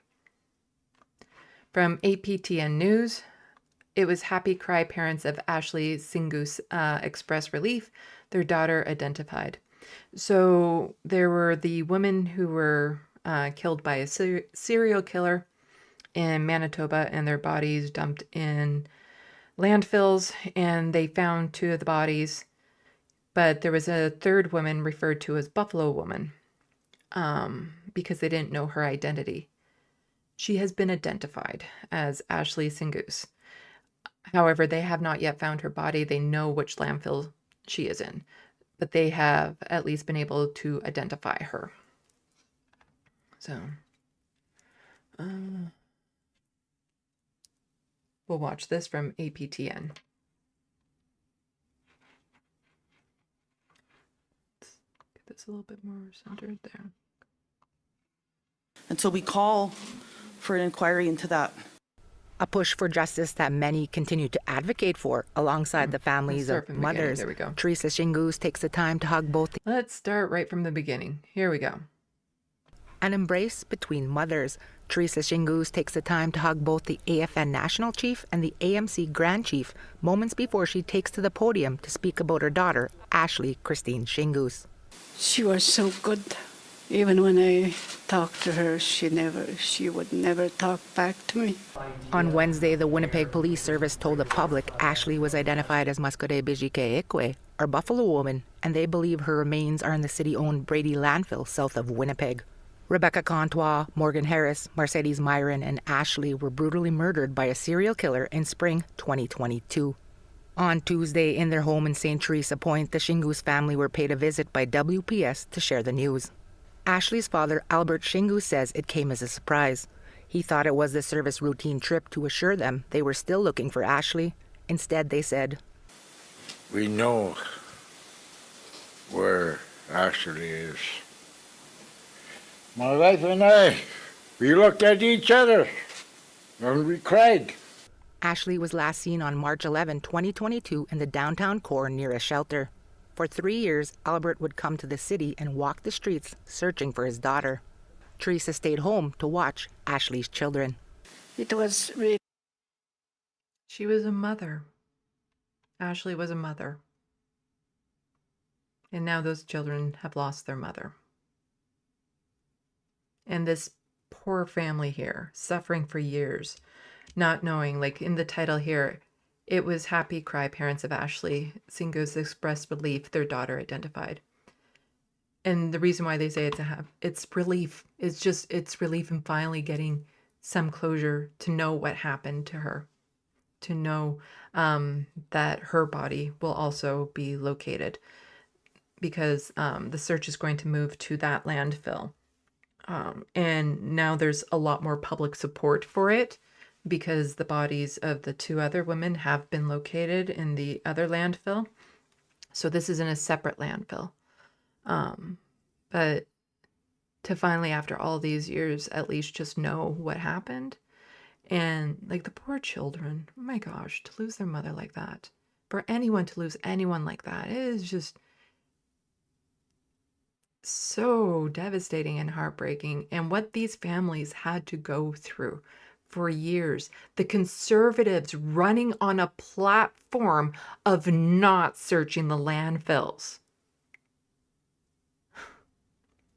Like everything they had to go through just to get to this was absolutely unforgivable. They hurt. But I prayed. At the same time, the families of Morgan Harris and Mercedes Myron were fighting to search a privately owned landfill north of the city for their loved ones' remains. While the WPS knew they ended up there, they said the search was not feasible. As well, the former Manitoba PC government chose to stand firm to not search, even making it the center of their campaign. Then, when the NDP took power in fall 2023, they made the commitment for a humanitarian search. That search began in December 2024, and in less than 3 months, remains of Harris and Myron have been recovered.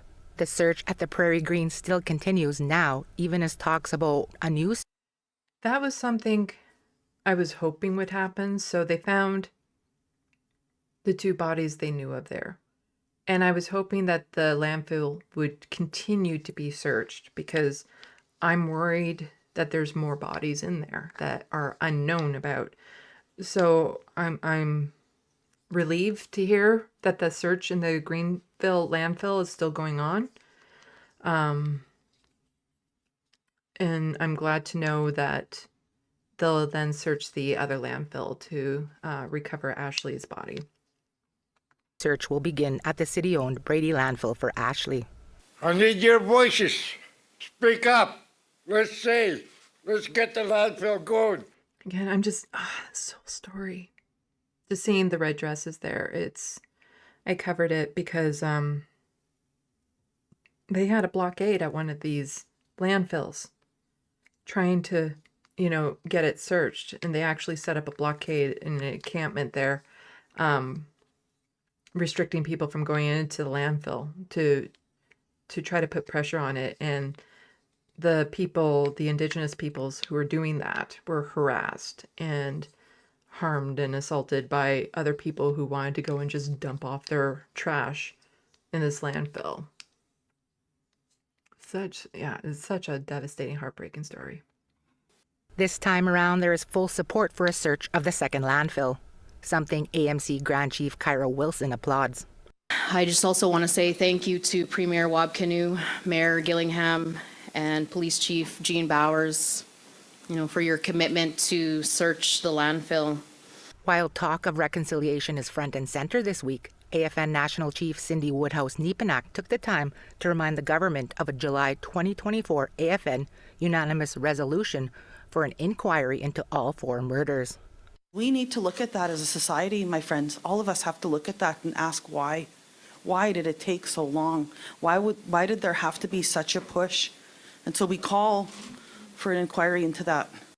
A push for justice that many continue to advocate for, alongside the families of the 4 First Nations women who lost their lives way too soon. T.R. Wheatley, APTN National News, Winnipeg. An embrace. And so here, again from APTN News, at a press conference on Wednesday, Winnipeg Police confirmed the identity of Buffalo woman to be Ashley Singoose. Ashley's father, Albert Singoose, had one request for Manitoba Premier Wabkanu, sing a song. And so I'm going to play this. And just the confidence that you need to have to sing like this is the amount of respect I have for WAP right now is just because to sing like this, you need to commit. You need to be confident. There's no quiet singing this. You can't sing this if you're shy at all, because you really need to have that vocal power. So you really have to commit to the notes. And he does a beautiful, beautiful job of it. And to do this also knowing that a lot of the settlers out there would mock him for it, because it's not the music settlers traditionally are comfortable with. It's not what we're used to hearing. And so it sounds odd to a lot of settler ears. It gets mocked a lot, this type of singing, but it's beautiful. And him doing this to show respect to Ashley's father, again, it's this just really makes me respect Wabkanu even more.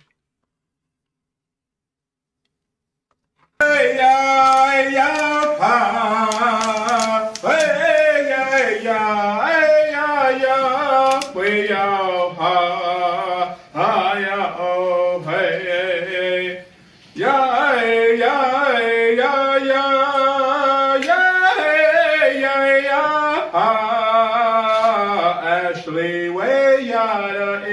ya, Ashley way higher, oh, hey, hey, hey, oh, hey.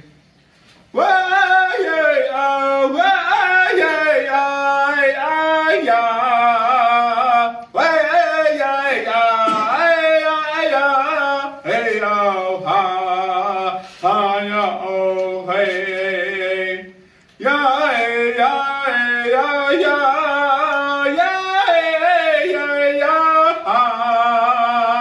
Ashley, way, ya, Ashley, way higher, oh, hey, hey, hey.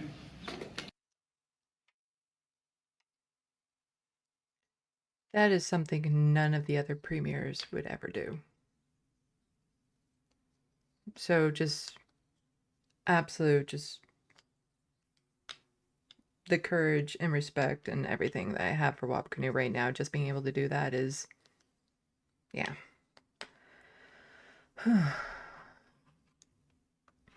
But also from APTN, with the upcoming election, this is worth noting. So AFN lists 36 ridings where First Nations could swing votes.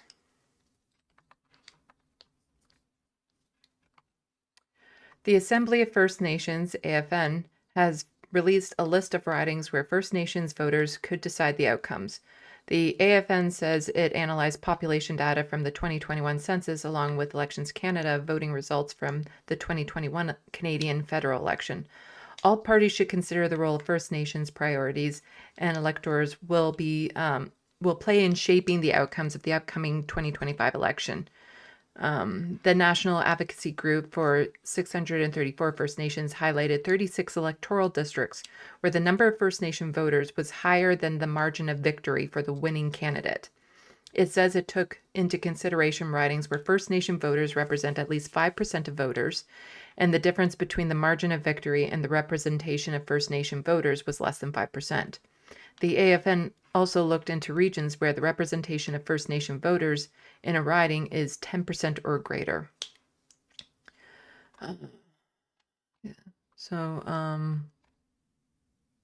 Northern Saskatchewan. One of the 36 ridings that AFN says could swing in the Northern Saskatchewan, the Mrs. Churchill River riding is comprised of 67.6% First Nations voters. It was won by the Conservatives' Gary Vidal in 2021. He beat out NDP challenger Harmony King and former NDP MLA turned Liberal candidate Buckley Bellinger. The win gave Vidal his second term in office. However, Vidal resigned 1 year ago, citing boundary changes planned ahead of next federal election. With the boundary redrawn, Vidal now lives in the Battleford's Lloydminster Meadow Lake riding, where there will not be an open nomination to determine who will be on the ballot, blah, blah, blah, blah.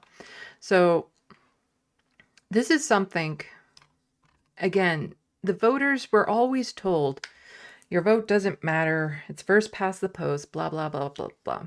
But it's this type of organizing that needs to happen. It's this type of research. You can't expect the political parties to do any of this. It's on the individual groups to organize and find out which ridings do they have the best chance of swinging a vote in and going there and focusing there. And, you know, it really is, this election could be very close. Like, that's the thing. It's so hard to predict the outcomes. But if it's very close, just swinging a few ridings can make the difference between a majority and a minority. It can make the difference of, you know, Pierre Poilievre being in power or Mark Carney being in power. It is so, so important that more organization like this across the board from different organizations starts happening. And it needs to happen now. Like, especially queer groups. We'll get into that in a little bit as well. It's on us to do the work here. Because like I said, when it comes to an election, who's on the ballot, that's your choice. That's it. And Mark Carney sucks. Pierre Poilievre is a whole hell of a lot worse. And so many of our rights will be stripped away should Pierre Poilievre get in power. And so I do not like Mark Carney, but, you know, if you're in a Liberal riding, vote Liberal. I'm still for the ABC, anyone but Conservative. So if you're in a riding where the NDP traditionally win, vote NDP. If you're in Mike Morris's riding, vote for the Greens. Like all of that, just anyone but Conservative. It's not an endorsement of those parties, but it's trying to, some people will phrase it as picking the people you want to fight against. But it's also, you know, trying to fight with an anchor tied around your ankles versus just trying to keep your head above water without it is the difference between, you know, the Liberals and the Conservatives. So I'm going quickly check the Sandbox and then get into another thing on the docket and then 2 more docket thingies.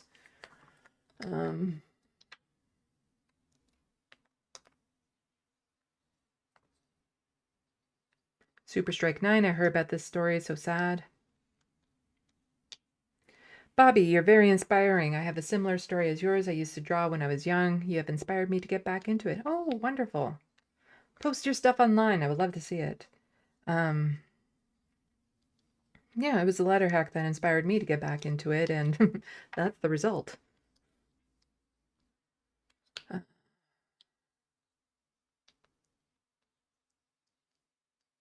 BCAT, yeah, I can't imagine not knowing.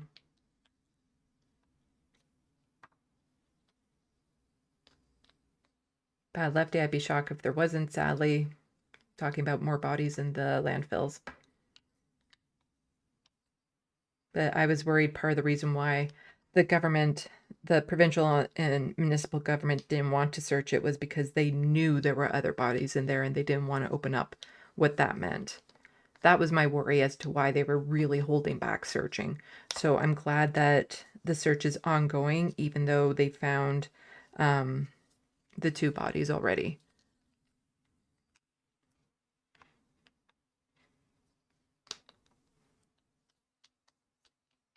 Jet, that's so fucked up that people consider throwing garbage in a landfill more important than like murder evidence sitting in it. Mm-hmm.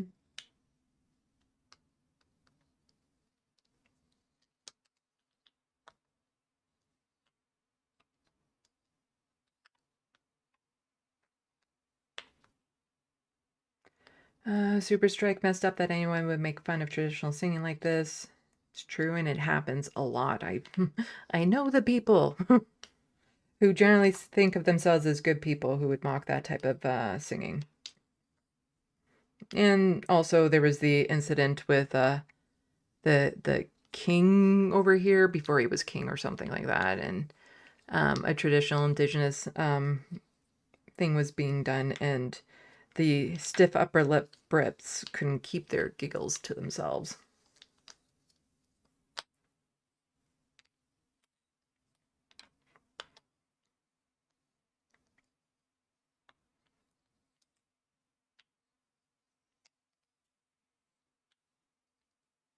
Oh, is the letter hack starting already? Darn it.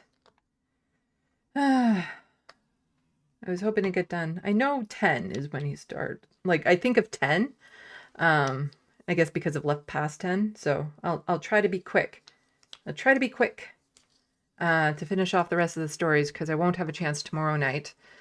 And yeah, because tomorrow I was hoping to work more on the TYT video, but then I realized I have other things to do tomorrow, so it might not be till Wednesday before I work on that. Anyway, let's just quickly get through some of this other stuff that I have been following. So, Ontario supervised consumption site gets a reprieve through injunction.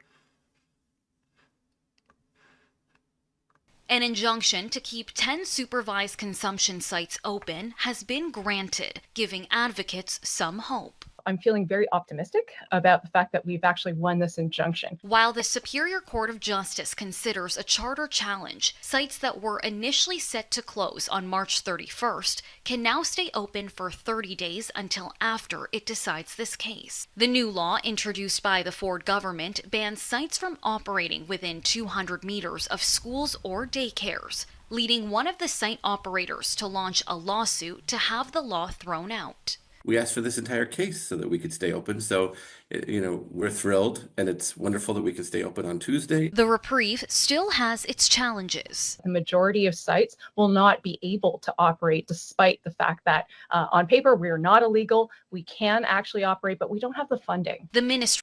And that's how the conservatives do a lot of their workarounds to get what they want. Things like abortion care.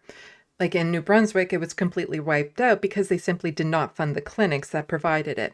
And so that's the sneaky way that conservatives tend to get around, people's actual protected rights.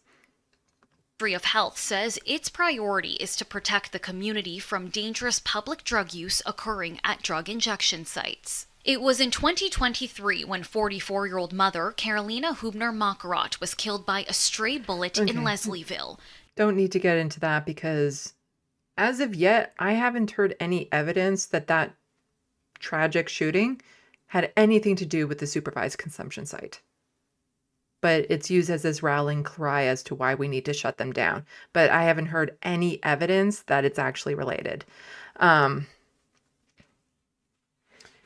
I'm getting distracted because I guess it was Soul Life who mentioned it earlier. The little thing. Elon Musk sells X for $33 billion to his own AI startup company, X AI. He needs to sell it. Somebody else needs to take it over. So it's good that this is getting a reprieve. Unfortunately, I think one of the ones that were slated to shut down already had to shut down because, again, there's no funding going to them. And it's just shutting down these supervised consumption sites will cost lives. I think I wanted to go a little bit further. It's a mixed reaction from the community. Especially after what happened 2 years ago. Much of a system. The one of 9 supervised drug injection sites that's slated to transition into a homelessness and addiction recovery treatment hub called Heart Hubs, and the province says that will proceed as planned on April 1st. We are questioning Heart Hubs as a replacement, obviously, for our supervised consumption sites because they do not offer the same services. So taking away the services that actually address that toxic supply will mean that the death rate will increase. Lexi Benedict. Yeah, the Heart Hubs don't allow any sort of consumption of the drugs or alcohol or anything else that they might be in there for, which for a lot of people means they can't use it because you can't just shut that off. It's actually quite dangerous for a lot of people to do that. For some people, if that's where they are in their journey towards breaking their addiction, then it's good and that should be provided. But supervised consumption sites are an absolute must for a lot of people who are dealing with addiction. And Mike Schreiner, Green MPP here, says, I'm encouraged that courts recognize that losing these sites will put our most vulnerable neighbors in harm's way. Greens continue to call on the Ford government to reverse their decision to close CTS sites, to invest in the harm reduction strategies that we know work so we can provide care to every single Ontarian who needs it and save lives. Also, I just wanted to touch on this. Toronto councillors vote to give themselves a 24% raise. And I wasn't going to go too much into this one, but it's just, they're making a lot of money. So Toronto City Councillor has voted in favor of increasing salary for councillors by 24% from $137,537 to $170,588. And the 15-8 vote is estimated to cost the city $956,816.30. Okay, they're just throwing in the 30 cents there. Now, part of the reason why I wasn't going to go too much into it is, proportionally speaking, they're getting underpaid to their counterparts in other cities. With that said, they're still getting paid a hell of a lot of money. And if they can't afford this, then on their salaries of what they're getting, then they're living outside their means. As I was once told, trying to survive on $530 a month. But the pay increase is more than $33,000. That's more than I get in a year. Like just that increase alone is more than I get in a year from the government. And part of it is for things like the cost of living in Toronto is so freaking high. So how about instead of raising everyone's at the city councilors, raising their salaries, do things to make the city more affordable. That's what needs to happen. Is the city needs to become more affordable because we go here, the cost of living alone in Toronto, how residents are coping in light of a proposed rental boom. So this person makes $62,000 a year and has to live in a 200 square foot basement apartment. That's it. That's it. Because the average cost of a one bedroom in Toronto now stands at $2,359 for a one bedroom in Toronto. This is like, how is anyone supposed to actually work in that city? Like you need people to work in the cafes, Tim Hortons, retail positions, gas stations, like all these kind of minimum wage jobs. Nobody can afford to live there. So how do you expect to fill those jobs? And then you have Doug Ford come along and say, we have all these jobs and nobody wants them. Like we need to force people back to work, blah, blah, blah. And it's like, no, it's just that nobody can afford to live in these areas. And then down here it says about, they want 5,000 new apartments. Where is it? Where is it? Am I going to do this to myself? I'm going to do this to myself. Oh, here it says. Officials plan to add nearly 5,000 rental units to market through only a minimum of those 1,075 units will be deemed affordable. So only just over 1,000 units will be actually affordable. And when I say affordable, again, I mean 80% of market rent, which is not affordable to the vast majority of people. There is just take the empty units. Like there are so many empty units in Toronto right now that landlords and corporations are just holding on as an investment.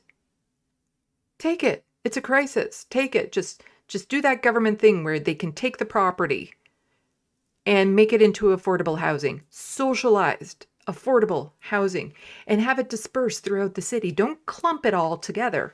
Actually spread it out so that, you don't end up with one section of the city being completely underfunded where people are forced to go. It needs to be spread out. It can't just be isolated to one area. And there's so many things in Toronto, if you just change the zoning, if you just modify certain empty buildings and stuff like that, could easily supply a lot of extra apartments for people.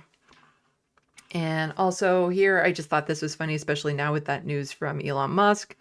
This was before I even knew that. Canada freezes rebate payments to Telsa, bars it from future programs due to tariffs.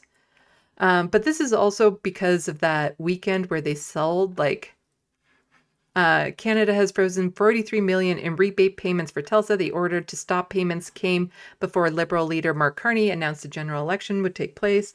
The Star reported earlier this month that Tesla filed an extraordinary number of EV rebates claims in the final days of the program in January, with a single Tesla dealership in Quebec City claiming nearly $20 million in public subsidies by documenting more than 4,000 electric vehicle sales over a single weekend. So it's like, maybe before we just hand over this money to them, we should investigate to make sure that these are actually legit.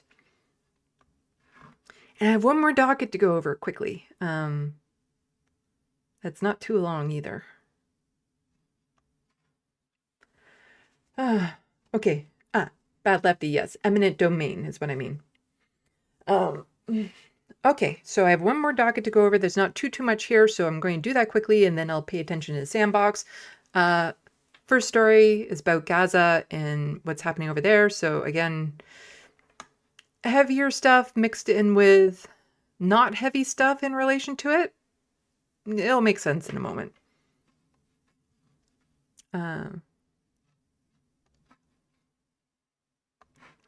So Canadians for Justice and Peace in the Middle East tweeted this out. We're outraged to learn that Canada has approved a contract for the export of artillery propellant to the Israeli military via the U.S., despite an explicit commitment from Melanie Joly that she would stop such transfers.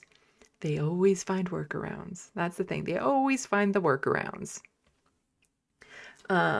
And when it was announced that, oh yeah, no more new contracts would be made, they didn't say anything about existing contracts to sending weapons over there.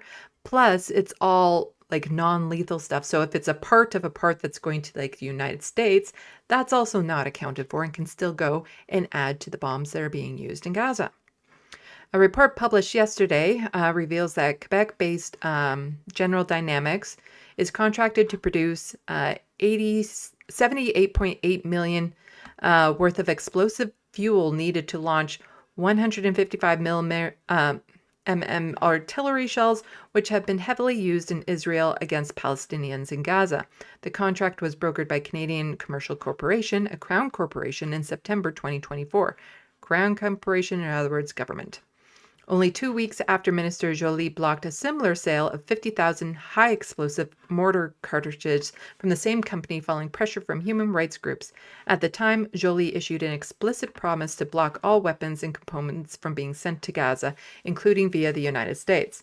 This is not just a broken promise, it is complicity in genocide. Mark Carney must block this transfer and finally implement a full two-way arms embargo. And Nikki Ashton, who has been very outspoken about this. Over the last year and a half, Liberals made Canada complicit in Israeli war crimes. They've sent a record high 20 million in explosive military components to Israel. Carney's Liberals won't be any different. Enough is enough. Canada must be a voice for peace and justice. UNICEF has said that Gaza has become a graveyard for children. We must condemn Israel's relentless killing. This is just clips of her repeating this, so I don't need to go into detail on this. But, like, why is this necessary? Why do we need to do all this? Because it is absolutely horrific situation over there right now. We need more pressure to stop what is happening over in Gaza. Our government needs to be doing more because right now, this is from Drop Site News, Gaza to run out of food in 10 days under ongoing siege. So it's not enough to just not send weapons to them. We need to be doing more to make sure that supplied and humanitarian aid gets in, and Canada is not doing that.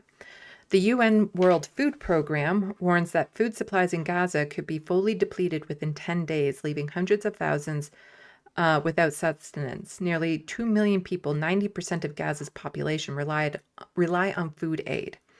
WFP's flour supply for bakeries serving 800,000 people will last only 2 more days through Monday. WFP says the emergency stocks of fortified biscuits, enough for 415,000 people, to be used as a last resort if all other food stocks are exhausted. The organization urged all parties to prioritize civilians, protect humanitarian workers, and allow aid into Gaza immediately, the agency said. So, absolutely horrific, but a little bit of good news in relation to all this here in Canada. Charges dropped against members of pro-Palestinian group Indigo 11. And this is a story that I've been following for a bit, so let's watch the video. Now the group and its How's the volume? No, let's supporters have accused the police and go back to the beginning. Here we go. Another legal victory for the Indigo 11, the group charged with vandalizing an Indigo store in November 2023. The Crown announcing 3 more charges have been dropped. This brings the total number of withdrawn charges to 7 out of the original 11. The lawyer representing 2 of the 11 accused adds 2 others pleaded guilty to mischief and will be requesting absolute discharges from the court, which were given to 2 others who had previously pleaded guilty. An absolute discharge means that the court decided that it was in the public interest for those folks to not be convicted, notwithstanding their guilty pleas. This also means that they will not serve any sentence and will not have a record. It was in November 2023 when a downtown Indigo bookstore located at the corner of Bay and Bloor was vandalized with red paint and a number of posters accusing the company's CEO of funding genocide in Gaza. Following the incident, Toronto police charged 11 individuals with various charges, including mischief, conspiracy to commit an offense, and criminal harassment. Indigo founder and CEO Heather Reisman, who is Jewish, has been the target of protests due to a foundation. And she also called, she had a direct line to the chief of police for this. This wealthy woman just called the police and said, you need to do something about this. No other citizen in Toronto can do that, but this wealthy woman could. She could just call the police and say, you need to take care of this. She established with her husband. The foundation provides scholarships to individuals with no family ties to Israel who have served in the country's military. So she's not being protested for being Jewish, which is what she likes to try to claim. Oh, this is all anti-Semitism. No, it's because she's, giving money to people who are not Israeli to go over there and fight in the IDF. That is why she is being protested. Nothing to do with her being Jewish. Everything to do with her allowing people, paying for people to go into the IDF. But it's good to hear that the charges are dropped because still here in Canada, it's better than the United States. It's not great. And when it comes to things like protests and prosecuting people, when it comes to Gaza and Palestinians and stuff, it's still very, very biased. So I'm glad that the charges have been dropped because it was freaking paint and posters, something a good rainstorm would get rid of. It was not anti-Semitic, even though that's what she tries to claim. And the last story that I have to cover on my docket. So Brooklyn Wallace, who I interviewed on my channel when she was running to be NDP candidate for the provincial election here, says, I cannot believe the turnout this had. Thank you to the others at Queer Youth Defense for helping me make this moment. Over 500 people showed up to fight this draconian motion. Get ready for next month because we're going all out. And what she's talking about is the Catholic School Board trustee proposed ban on almost all flags, including Pride and Progress symbols.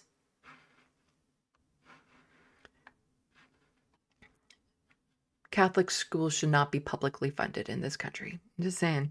Any school that basically teaches that being queer is a sin. No, I don't believe in separate school boards to begin with. I think they should all be one public school board, but yeah. It was on full display outside the Waterloo Catholic School Board office last night.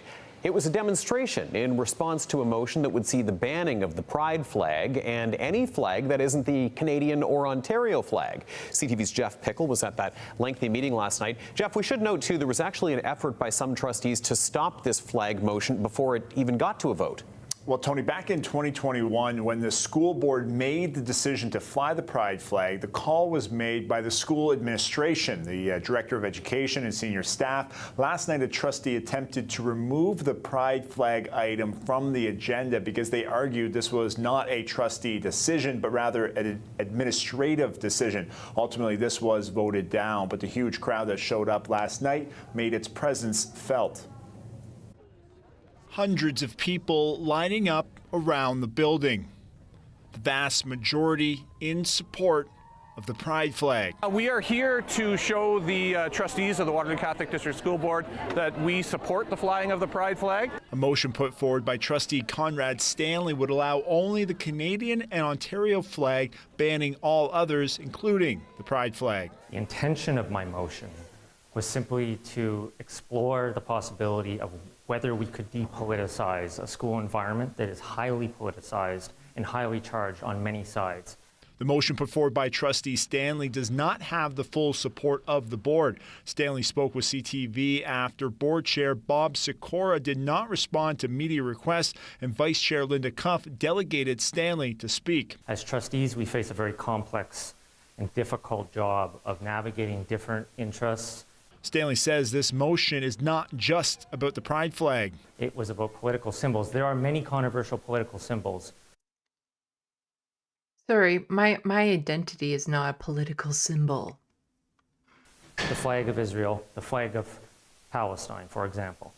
These are all political symbols that are controversial to different groups and can be offensive to different groups in different contexts. The group outside not buying. Do you know what other flag is also offensive to certain groups of people? The Canadian flag. It's very offensive. A lot of Indigenous peoples find that flag very offensive. So maybe we shouldn't be flying any flags.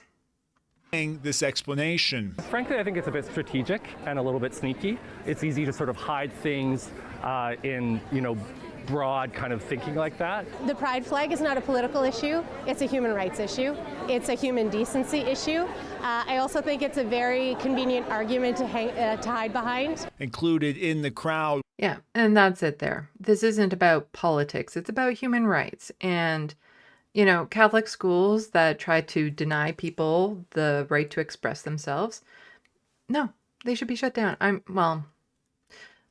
not a fan of most religious institutions, but ones like this that try to suppress people, try to strip away their identities, try to deny them their to live their life authentically, I think are very toxic and bad and should be closed down. Public school, that's it. Just public school for everyone so that they're not where they actually teach things like sexual health education and science and things like evolution and all that sort of stuff, like actual science-based stuff, as opposed to allowing children to continue to be indoctrinated into believing things like being gay means that you're going to burn in hell and that Earth only exists because of a god and women are created from a rib of a man and all that sort of stuff. If that's what you believe, fine, but it shouldn't be taught as history in our educational system. And Faye Johnstone has this going on right now. Today is Trans Day of Visibility. As one of Canada's most visible trans activists, my thoughts are simple. Advocating for your community shouldn't come at such a steep price, but any price is worth paying to build a better world for future generations of trans people. In this time of rising hate, pushed by anti-queer groups and regressive politicians, we need our allies to tap in, to step onto the stage beside us. Because of this, both about trans people and about so much more. It's about freedom, equality, human rights for everyone. A few ways you can tap in. Sign up to volunteer and speak with your neighbors to help them understand what's at stake. And I'm going to toss this into the Sandbox. Oops.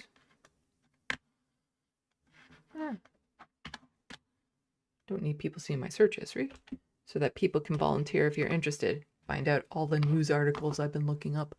I'm actually part of this and I need to maybe do a video or two. I got a package in the mail with like a t-shirt and stickers and stuff like that to try to get queer folks out to vote and whatnot. It's just I requested a large t-shirt. They sent me a small and like technically speaking, I can get it over top of me, but I don't think I would qualify it as fitting.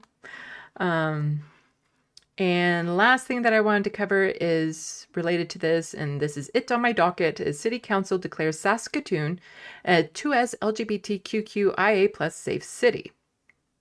Not a sanctuary city, a safe city, and there's nuance and stuff within that. So let's take a listen.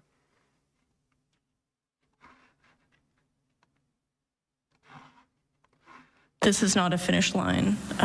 This is not a celebration of completion. City Council has officially declared Saskatoon a safe city for the LGBTQ community, but not everyone agrees. Just this past weekend, my friends had ice cubes thrown at them along with slurs in a local bar.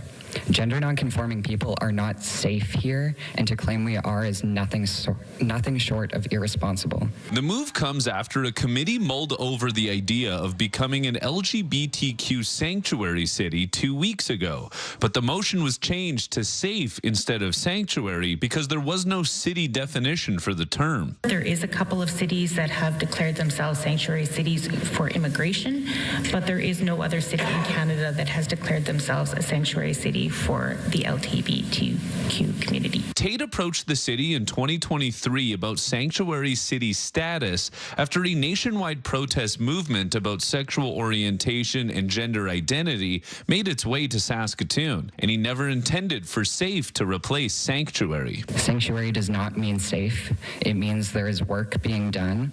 It means there is a slow, conscious healing. City Council says it isn't satisfied with Wednesday's vote. I don't view this as a declaration, we're done, we're safe. That isn't the case. This is about establishing a statement that says we want to be a safe city for everybody, including the LGBTQ community. Parker says while the move is largely symbolic, symbols can have deep meaning to many people, and those in support are hoping council will work harder to make the city safer for all. This motion must be just the beginning. This work cannot end here, and it certainly has to be more than words. Keenan Sorakan, CTV News, Saskatoon. So I'm glad that that's being done at least, but it kind of goes to where like truth and reconciliation is. It has to be more than words. Because right now, truth and reconciliation, there's like over 90 actions that were recommended. Only a handful have been done since 2015. And so as they were kind of getting to in that video, you can call it safe, but only if you're actually working towards making it safe, because there is no safe city in Canada when it comes to being queer. We are safer than in the United States. There are safer areas, but there is no place that is safe. Unless you have like a really tight-knit community somewhere. And so it can't just be a declaration. There has to be actions behind that declaration that actually make that a reality for the queer folks living in that town. But yeah, if you support queer folks, vote anyone but conservative in this upcoming election. Okay, checking the Sandbox, and I'm done for the day. Oh, and then tomorrow I was hoping to work on the TYT video, but like I said, I just realized that I have other things that I needed to do tomorrow, so it might not be until Wednesday until I work on it. Okay. Saw that.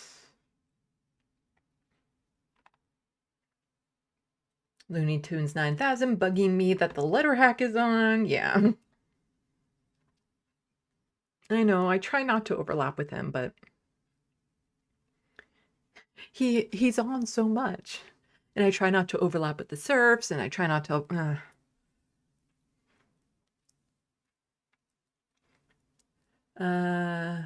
Sammy, a landlord can legally evict a tenant in winter in Canada with 10 days notice. What the fuck? No winter break in Canada is wild. Yeah, you can't turn off the heat in Canada, but you can evict people. That's like there was an injunction during the pandemic to not evict people, but then it just became like this massive backlog. And then as soon as that was done, there was this flood of applications to landlord tenant board to try to kick people out during that as well.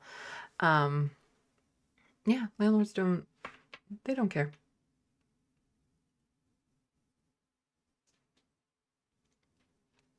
Super Strike 9, those Telsa numbers in Canada are total BS. Uh-huh.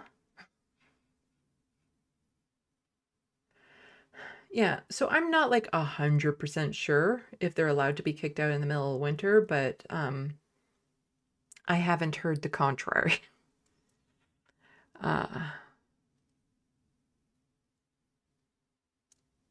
I know that they're not allowed to turn off your heat and hydro during the winter, but I'm pretty sure you can still get evicted in the winter.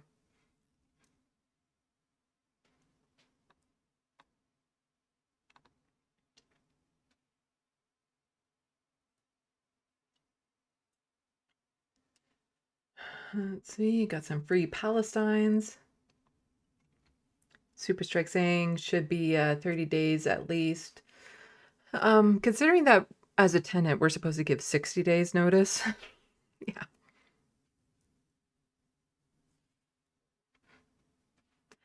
Most rentals are monthly after, well, in Ontario, after the lease. So you get signed up for a 1-year lease, and then after that, they generally shift over to a monthly. But I think in Quebec, it's yearly leases. And so there's like a time of year or something where all the leases kind of run out, and then there's like this mass move around type thing. And unfortunately, a lot of pets get abandoned then too, because some places people are moving to, they can't take pets. And so in Quebec, I think it's more everyone there is in yearly leases, but here in Ontario, it's usually you start off with a 1-year lease and then it moves to monthly.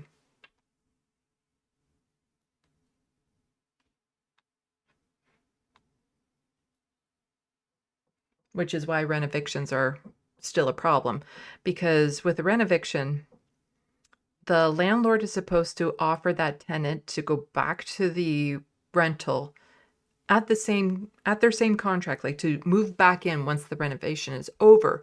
The problem is that the renovation will generally take, it'll take a couple months. It'll take a few months. And so there's nowhere else you can go that's just like month to month, because when you first sign up, it's usually a year. And so then conveniently, when the renovation is over in just a couple months, the person tends to be locked in a lease somewhere else. And if they can't go back to the rental right away when the landlord says it's ready to be moved back into, then it breaks that and they don't have to offer it to that tenant again. And they can jack up the rents as high as they want because there's no rent control.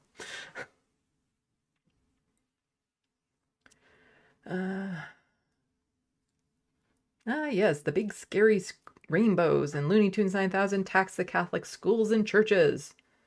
And since when did rainbows become scary? Yeah. It's a good thing it's never mentioned in the Bible, all those rainbows. BCAT, well, when's a flag of genocidal freaks? Can't get more controversial than that, yeah. The Palestinian flag versus the Israeli flag. Not quite weighted the same. But also, like I said, Canadian flag is very political.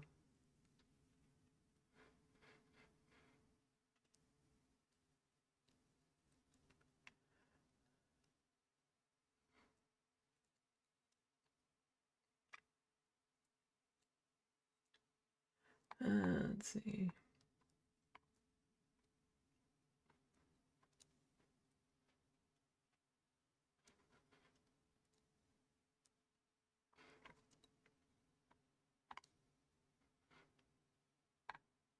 Now people are talking about Will Smith songs because of Wild Wild West.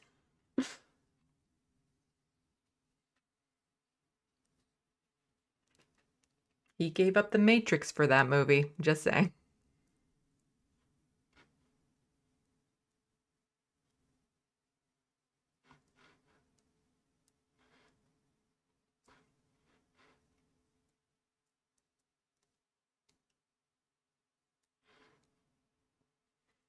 Oh, it looks like Letterhack has some interesting guests on. For those of you who have my book, you might want to read it before, not this Friday, but next Friday. I'm potentially going to be going on Letterhack Show to talk about it.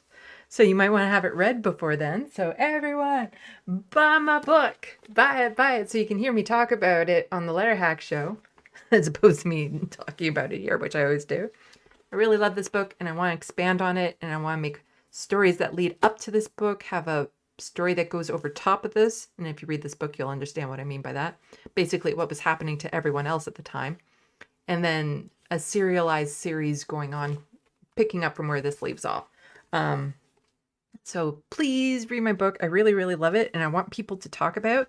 And if there's somebody who's good with spoilers, I really need somebody to talk to kind of vent out, air out ideas for some of the stories. So some of the past stories, some of where it's going. But in order to do that, you'd have to be okay with knowing what's going to happen. So you would get like massive spoilers, but it would really, really help me to have somebody that I could talk to about like the different plots and stuff that I have in mind and how to maybe fill in some of the holes and things of that sort. So if there's anybody willing to do that, I would really appreciate it. But I like, that's the thing. I love my book. I love it. It's a good book. It's a good book. I think it's a good book.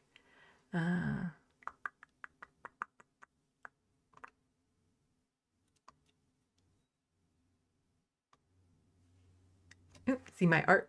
Yeah. See my art? You can look to see how you can get your own commission portrait.